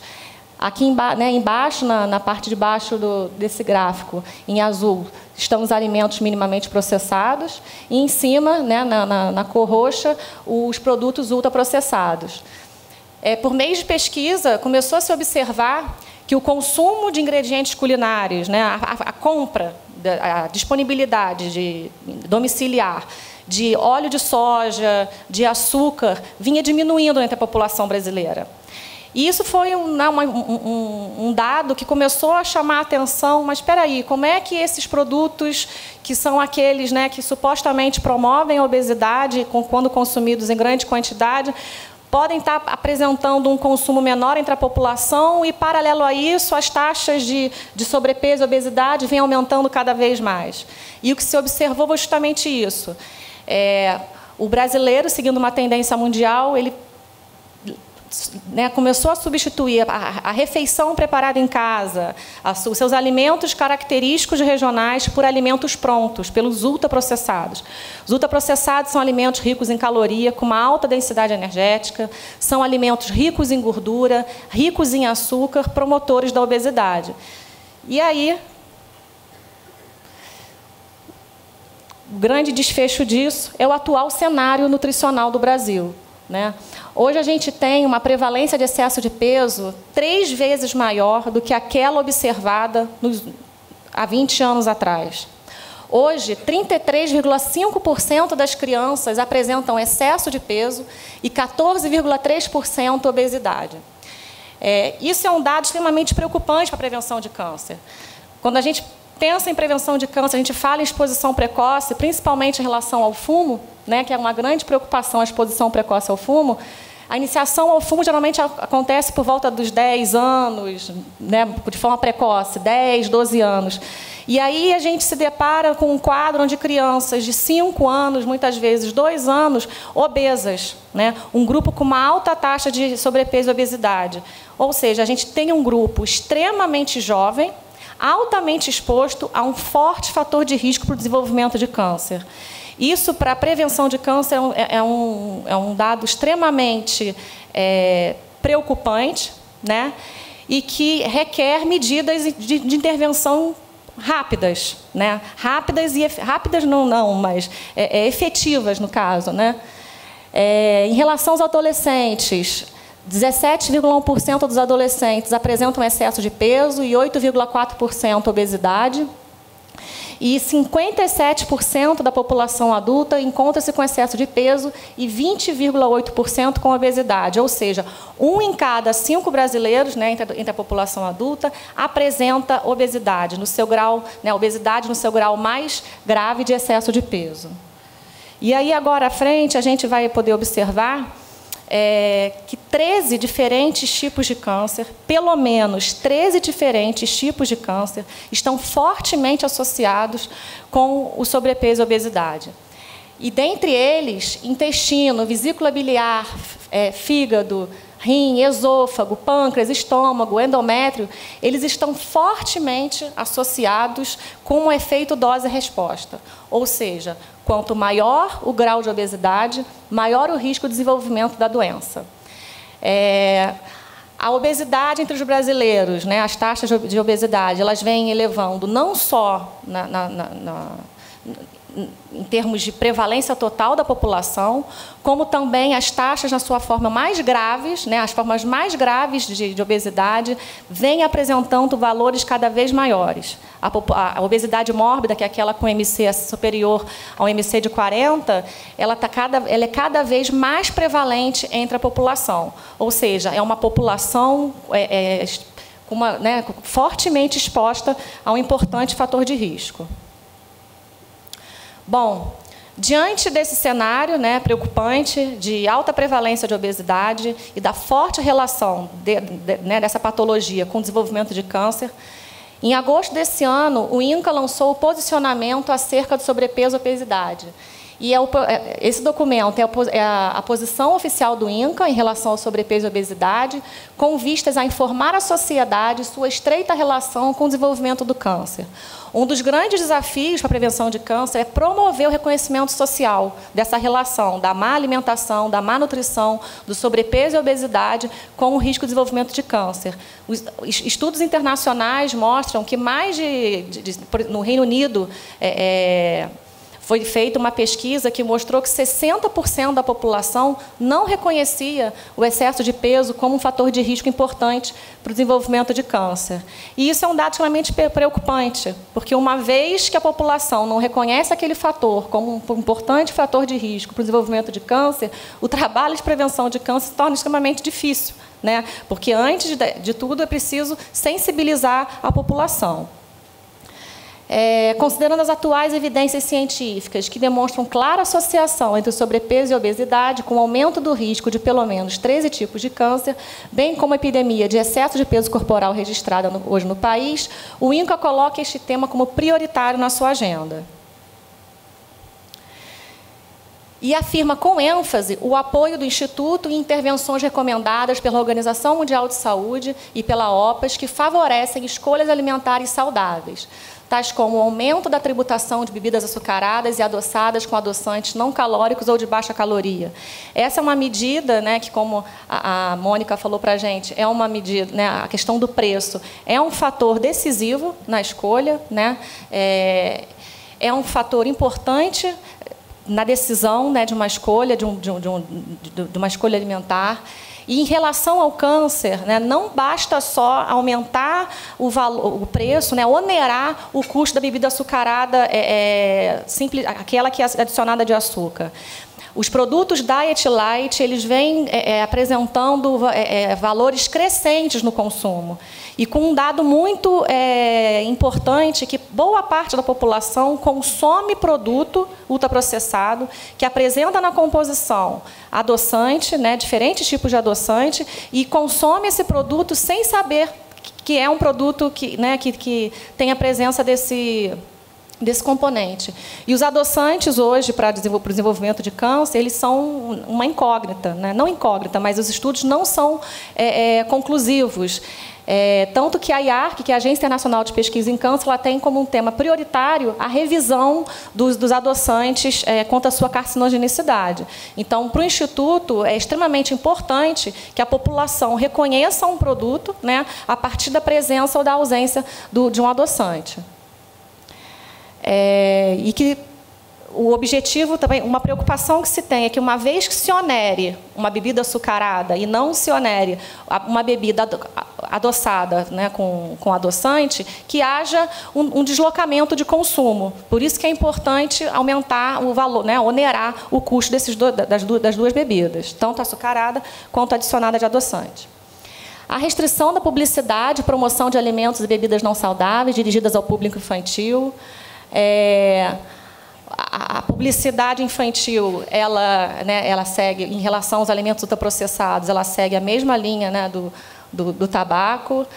A criança, ela não tem, né, o discernimento, né, do que é ou não um produto saudável, e ela se deixa seduzir, né, pela propaganda. E, a partir da propaganda, a motivação para consumir um produto não saudável. A restrição da oferta de alimentos e bebidas ultraprocessados nas escolas, considerando que a criança deve passar a maior parte, né, do seu dia dentro do ambiente escolar, esperado que lá se ofereça, né, uma alimentação saudável e não produtos, uma alimentação que promova a obesidade. E o aprimoramento das normas de rotulagem de alimentos baseados nos critérios no modelo de perfil nutricional da OPAS. Não só as crianças, mas os adultos, né, dificilmente conseguem identificar o que realmente está sendo consumido a partir de uma embalagem. Hoje, as informações contidas nas embalagens dos produtos ultraprocessados não são claras, né? Elas enganam o consumidor. Muitas vezes o consumidor ele opta por um produto, por aquele produto se apresentar de uma forma saudável, né? Por ser um produto fit, light, diet, enriquecido com fibra, né? E por aí afora. E muitas vezes, na maioria das vezes, é um produto de baixo teor, né, de baixa qualidade nutricional e promotor não só de obesidade, como de outros fatores de risco de desenvolvimento de câncer. Por isso, o Instituto julga extremamente importante, né, que as informações nos produtos dos alimentos ultraprocessados sejam informações claras, né, de fácil entendimento, e que, a partir desse conhecimento do que realmente está ali dentro daquela embalagem, o consumidor possa decidir se ele quer realmente consumir aquele produto ou não. Bom, né, o objetivo maior acho que foi falar um pouquinho do posicionamento, me coloco à disposição também, né, para questões, para o debate, e deixo o meu contato. Obrigada. Obrigado, doutora Luciana. A gente vai abrir agora para perguntas. Se alguém tiver alguma questão, eu peço que levante o braço, só para a gente ouvir. Mas, enquanto o pessoal aqui sempre tem aquela timidez inicial, eu queria começar perguntando para o doutor Alan. A gente acompanhou aqui algumas situações, principalmente referentes ao cigarro, onde houve uma evolução significativa na redução, principalmente na quantidade, não só de comerciais, mas na limitação mesmo desses espaços. É evidente que a indústria do cigarro, o lobby da indústria do cigarro, não sei se era igual, mas tinha uma relação de força, como tem hoje a indústria de bebida alcoólica, né? Não dá para seguir esse mesmo roteiro, essa mesma receita que o cigarro teve, essa vitória, esse avanço no que se refere especificamente à bebida alcoólica, ou é uma situação diferente, doutor? O exemplo do tabaco é um exemplo com certeza a ser seguido. Agora, o grande problema é que o tabaco ele é diferente do álcool em relação a como as pessoas ou como a sociedade se relaciona com aquele produto. É cultural a relação do homem com o álcool, né? Então, em geral, você relaciona o álcool com situações festivas, com comemorações. Então, em geral, o álcool é relacionado com situações, entre aspas, né, positivas, ou situações que são culturais mesmo, que são passadas pela história, né? A história conta aí a relação do homem com o álcool, que é diferente com o tabaco. Então, esse é o grande problema que nós enfrentamos, né? Então, por exemplo, eu falei aqui da regulamentação, da propaganda de bebida alcoólica, mas isso dentro de um contexto de uma política pública que é muito maior, né? A regulamentação ela é o marco inicial, mas isso é dentro de uma política pública muito maior que aconteceu com o tabaco, mas que a indústria já começou a encontrar subterfúgios para burlar as próprias políticas restritivas, né? Então, o que eu quero dizer, Barão, é que o álcool ele é um produto socialmente, culturalmente diferente do tabaco, embora ambos estejam relacionados com gravíssimos problemas de saúde pública. Se eu puder fazer um comentário, acho que tem uma coisa que é importante e que, é assim, o álcool só incomoda o terceiro a hora que o segundo fica bêbado. O cigarro não. O cigarro me incomoda brutalmente porque eu não fumo. Então, ele fumar do meu lado é um incômodo horroroso. Ele entrar no meu carro e fumar no meu carro, tem que vender o carro. Porque o cheiro incomoda demais. O álcool não tem este incômodo inicial. Inicial, né? Inicial. Ele começa a te incomodar a hora que o cara do lado está inconveniente. Mas para chegar nisso, tem muito exagero. Então, acho que essa é uma desvantagem em relação ao controle do álcool, né? Como é que você vai proibir hoje no restaurante e ninguém mais pode beber? Não vai mais ninguém no restaurante, em primeiro lugar. Então, assim, não é nem pelo fato de ter que beber. E, assim, eu acho que tem que regulamentar, mas uma das coisas, você falou, vou desmarcar o happy hour de amanhã, né? Acho que não tem que desmarcar o happy hour de amanhã. O que a gente tem que ter é realmente na vida e na conduta da vida bom senso. O que falta ao ser humano, na grande maioria das coisas, é bom senso. Em todas as suas atividades. É bom senso. Então, o que a gente precisa tentar fazer com que o álcool entre numa rotina, se possível, de bom senso para adulto. Por exemplo, eu vi inúmeros pais oferecerem aos seus filhos menores de 18 um copo de cerveja. Todos nós acho que já vimos isso.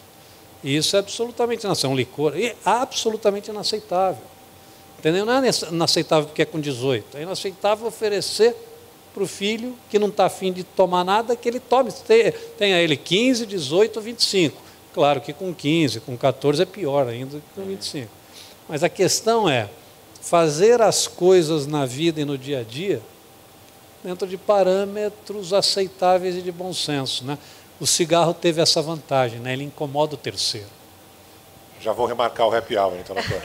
Eu queria só comentar que eu acho que é preciso lembrar também o cigarro no passado, né? Que eu acho que, em parte, a gente também tinha esses elementos associados ao cigarro, né? Em celebrações, né? Quer dizer, era presente em todo lugar. Então, tinha uma aceitação social maior. Então, eu acho que é possível trilhar esse caminho, mesmo observando hoje que o cigarro já é mais rejeitado, digamos assim, pelas pessoas do que a questão do álcool, mas isso não foi sempre assim. Claro. Isso foi uma mudança ao longo do tempo. Então, eu acredito que é possível essa mudança também ao longo do tempo. E o que eu acho que um fator que dificulta que o álcool tenha trilhado o caminho como teve do cigarro é a questão, primeiro, a indústria do álcool aprendeu com a do tabaco, né? Então, assim, muita coisa que eles viram que começou a ser aplicado na área do tabaco, eles já se anteciparam, né? Então, isso tudo que o Alan falou, por exemplo, de buscar autorregulamentação e tudo, foi algo que eles viram. O tabaco foi bastante regulamentado e aí, então não vamos deixar isso chegar com a gente. Quer dizer, vamos se antecipar e propor alguma coisa antes, né? Então, acho que esse é um dificultador, né, que é importante de colocar. E também acho que esse fator a respeito do quanto é possível a gente alcançar essa mudança também em relação ao álcool, mas é preciso que a gente tenha uma participação forte da sociedade em relação a isso. No caso do tabaco também a gente teve uma diretriz, né, que foi a Convenção Quadro, que acho que determinou aí uma coisa que facilitou, né, assim, quais são as medidas que são eficazes, né? Então, isso agora no álcool tem essa discussão, né, no âmbito da OMS, mas no tabaco, digamos assim, já tem algum tempo atrás isso, então também facilitou. Eu acho que é possível atingir. E concordo com a questão do bom senso, acho que dá para ter o happy hour, sim, mas acho que a questão muda de figura quando a gente fala de menor de idade. Claro. Né? Quer dizer, então, uma coisa é em relação ao adulto e etc., outra coisa é quando a gente está falando de menores, e aí sim, o papel da publicidade é muito intenso, a questão, né, do fácil acesso tem um impacto muito grande para esse público. Tem alguém? Por favor, tem o microfone?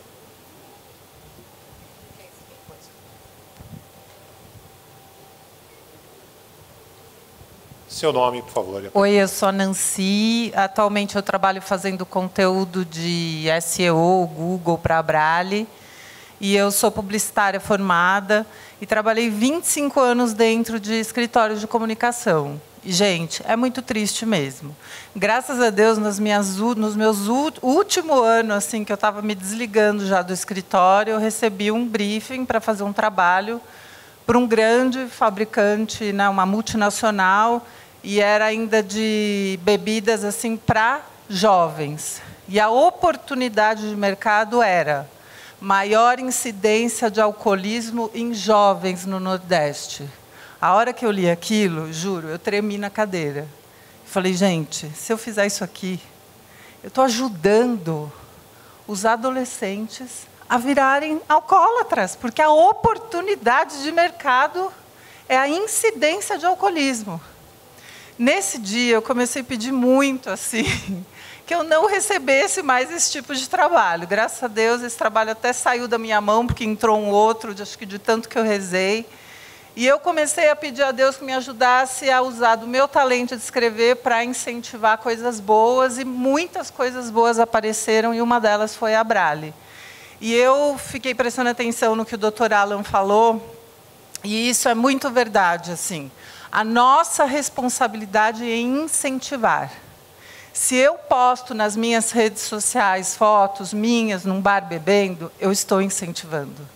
Eu posso achar que eu estou só mostrando os meus momentos, mas eu não estou. Eu tenho responsabilidade sobre o que eu divulgo. Isso é muito sério. Isso é social, é o que ela falou. Tem que acontecer da sociedade. Por quê? Porque tem um monte de gente vendo.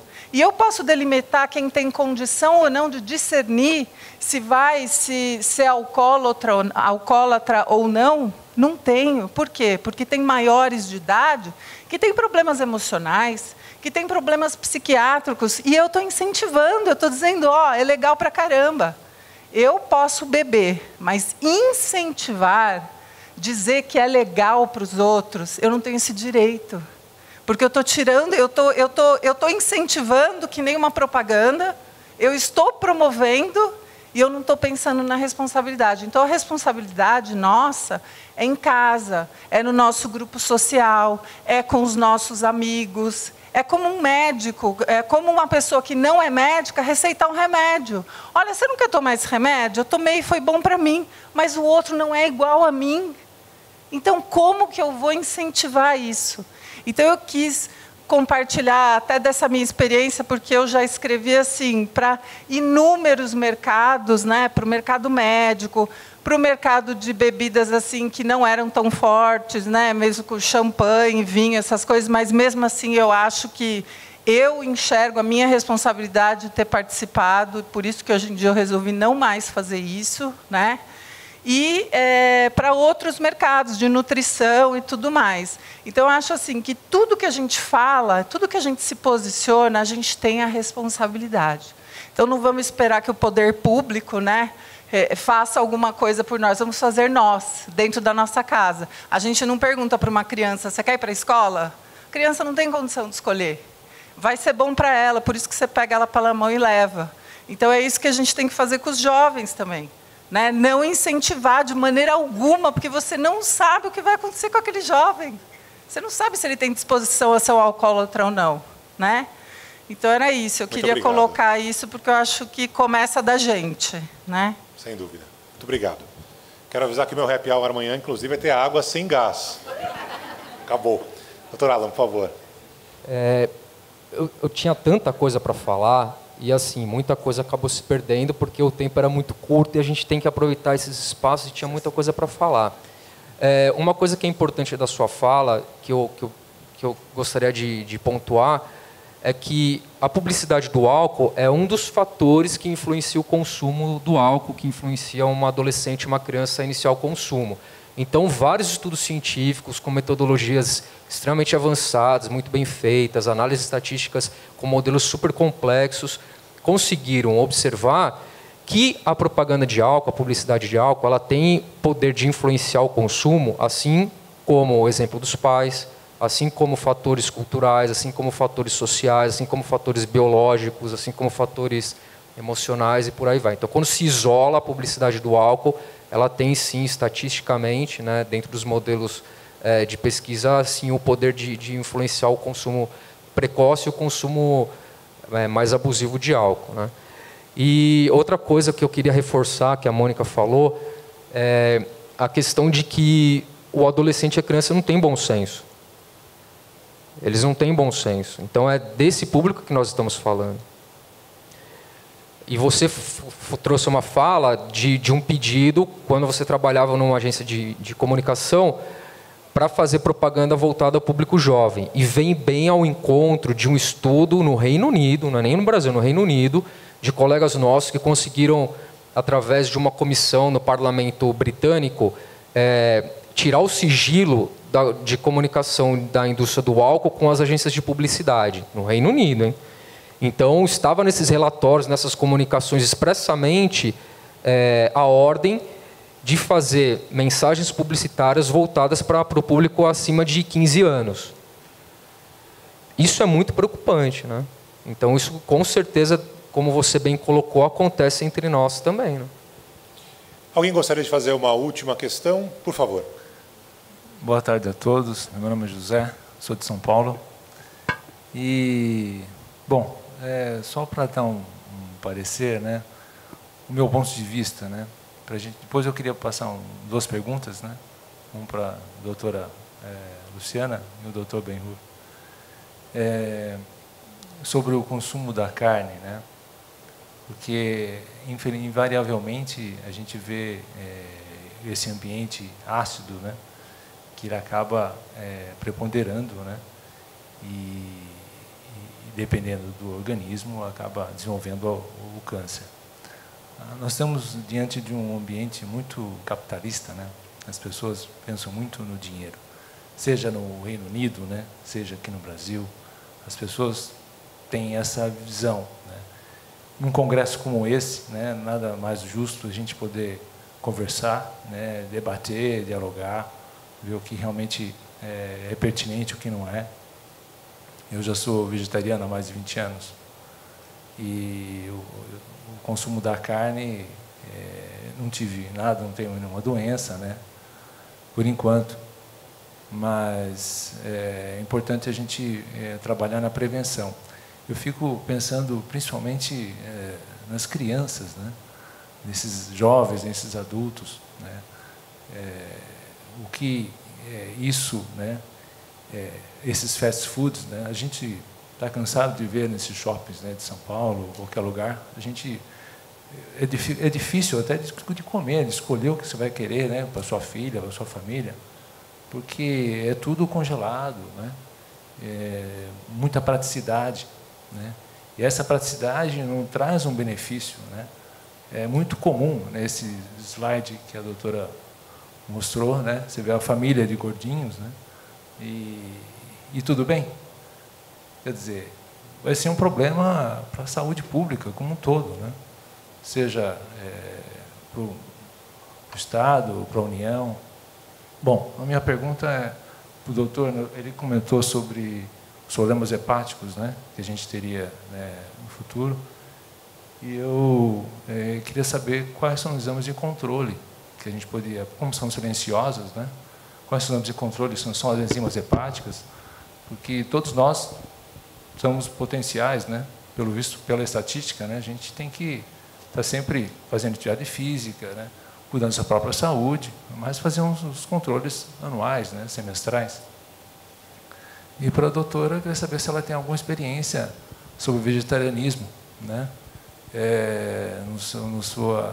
no seu trabalho, né, e seus benefícios, né, que isso podem causar para a população.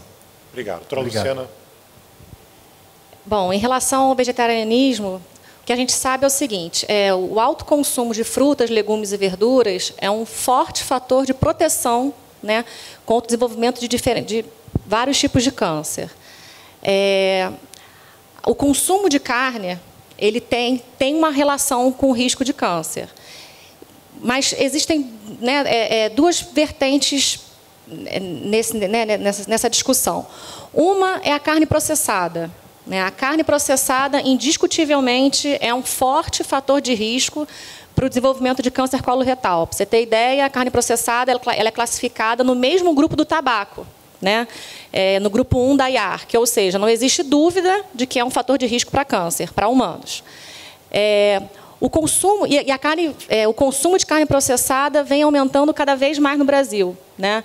Quando a gente fala carne processada, é desde a salsicha, desde a linguiça, até os famosos frios, né, diet light, que são massivamente, né, divulgados, apresentados nas propagandas como uma opção saudável, né? Peito de peru defumado, blanquet light, é carne processada, riquíssima em nitritos, nitratos, em sódio, né, substâncias cancerígenas. Mas em relação ao consumo de carne vermelha, né, existe uma relação com o risco de desenvolvimento de câncer coloretal, só que o consumo de carne vermelha existe uma dose, é como se fosse uma dose segura de consumo, né? Até 500 gramas por semana não apresenta associação. Os estudos apontam que não existe associação de um consumo de até 500 gramas por semana de carne vermelha com desenvolvimento de câncer. Carne branca, né, os peixes, de uma forma geral, não existem evidências, né, do consumo da sua relação com o desenvolvimento de câncer, mas a carne vermelha, sim. E uma vantagem, né, dos vegetarianos, que eu particularmente vejo, geralmente, quando a pessoa não consome carne, ela substitui, né, por mais produtos de origem vegetal, né? Assim a gente espera, né, que as escolhas sejam saudáveis. Pode não consumir também a carne, mas optar por outros produtos que, né, ultraprocessados que não sejam carnes. Aí não tem vantagem nenhuma, muito pelo contrário. Mas, geralmente, né, o que se observa é que os vegetarianos apresentam um alto consumo de frutas, legumes e verduras, né, que são alimentos protetores contra o desenvolvimento de câncer. Doutor Benhur. Respondi? Antes de responder, só enfatizar, eu sou totalmente favorável à regulamentação, acho que não devia ter propaganda de álcool, entendeu? E acho que, obviamente, é indiscutível no menor de idade o controle rigoroso disso, né? Mas, claro, como você mesmo enfatizou aí do que eu disse, nós somos potenciais candidatos a doenças hepáticas crônicas no futuro, né? Então, assim, a gente precisa fazer um check-up do fígado periódico, a cada 2, 3 anos. Isso hoje depende do que você é. Se você é um indivíduo com sobrepeso, você tem que fazer enzimas hepáticas e uma imagem, ultrassonografia, que é o mais simples e inócuo. Se você não tem sobrepeso, só enzimas é o suficiente e muito provavelmente você tem uma chance muito menor de desenvolver. Mas como tem mais de 50% com sobrepeso, vale a pena checar o fígado pelo menos uma vez a cada 2, 3 anos. Queria agradecer a participação de todo mundo aqui nesse debate, agradecer a doutora Mônica, doutor Alan, doutor Benhur, doutora Luciana, agradecer a presença de todo mundo, pedindo para avisar que o encerramento vai ser no teatro. Muito obrigado a todos, uma boa tarde.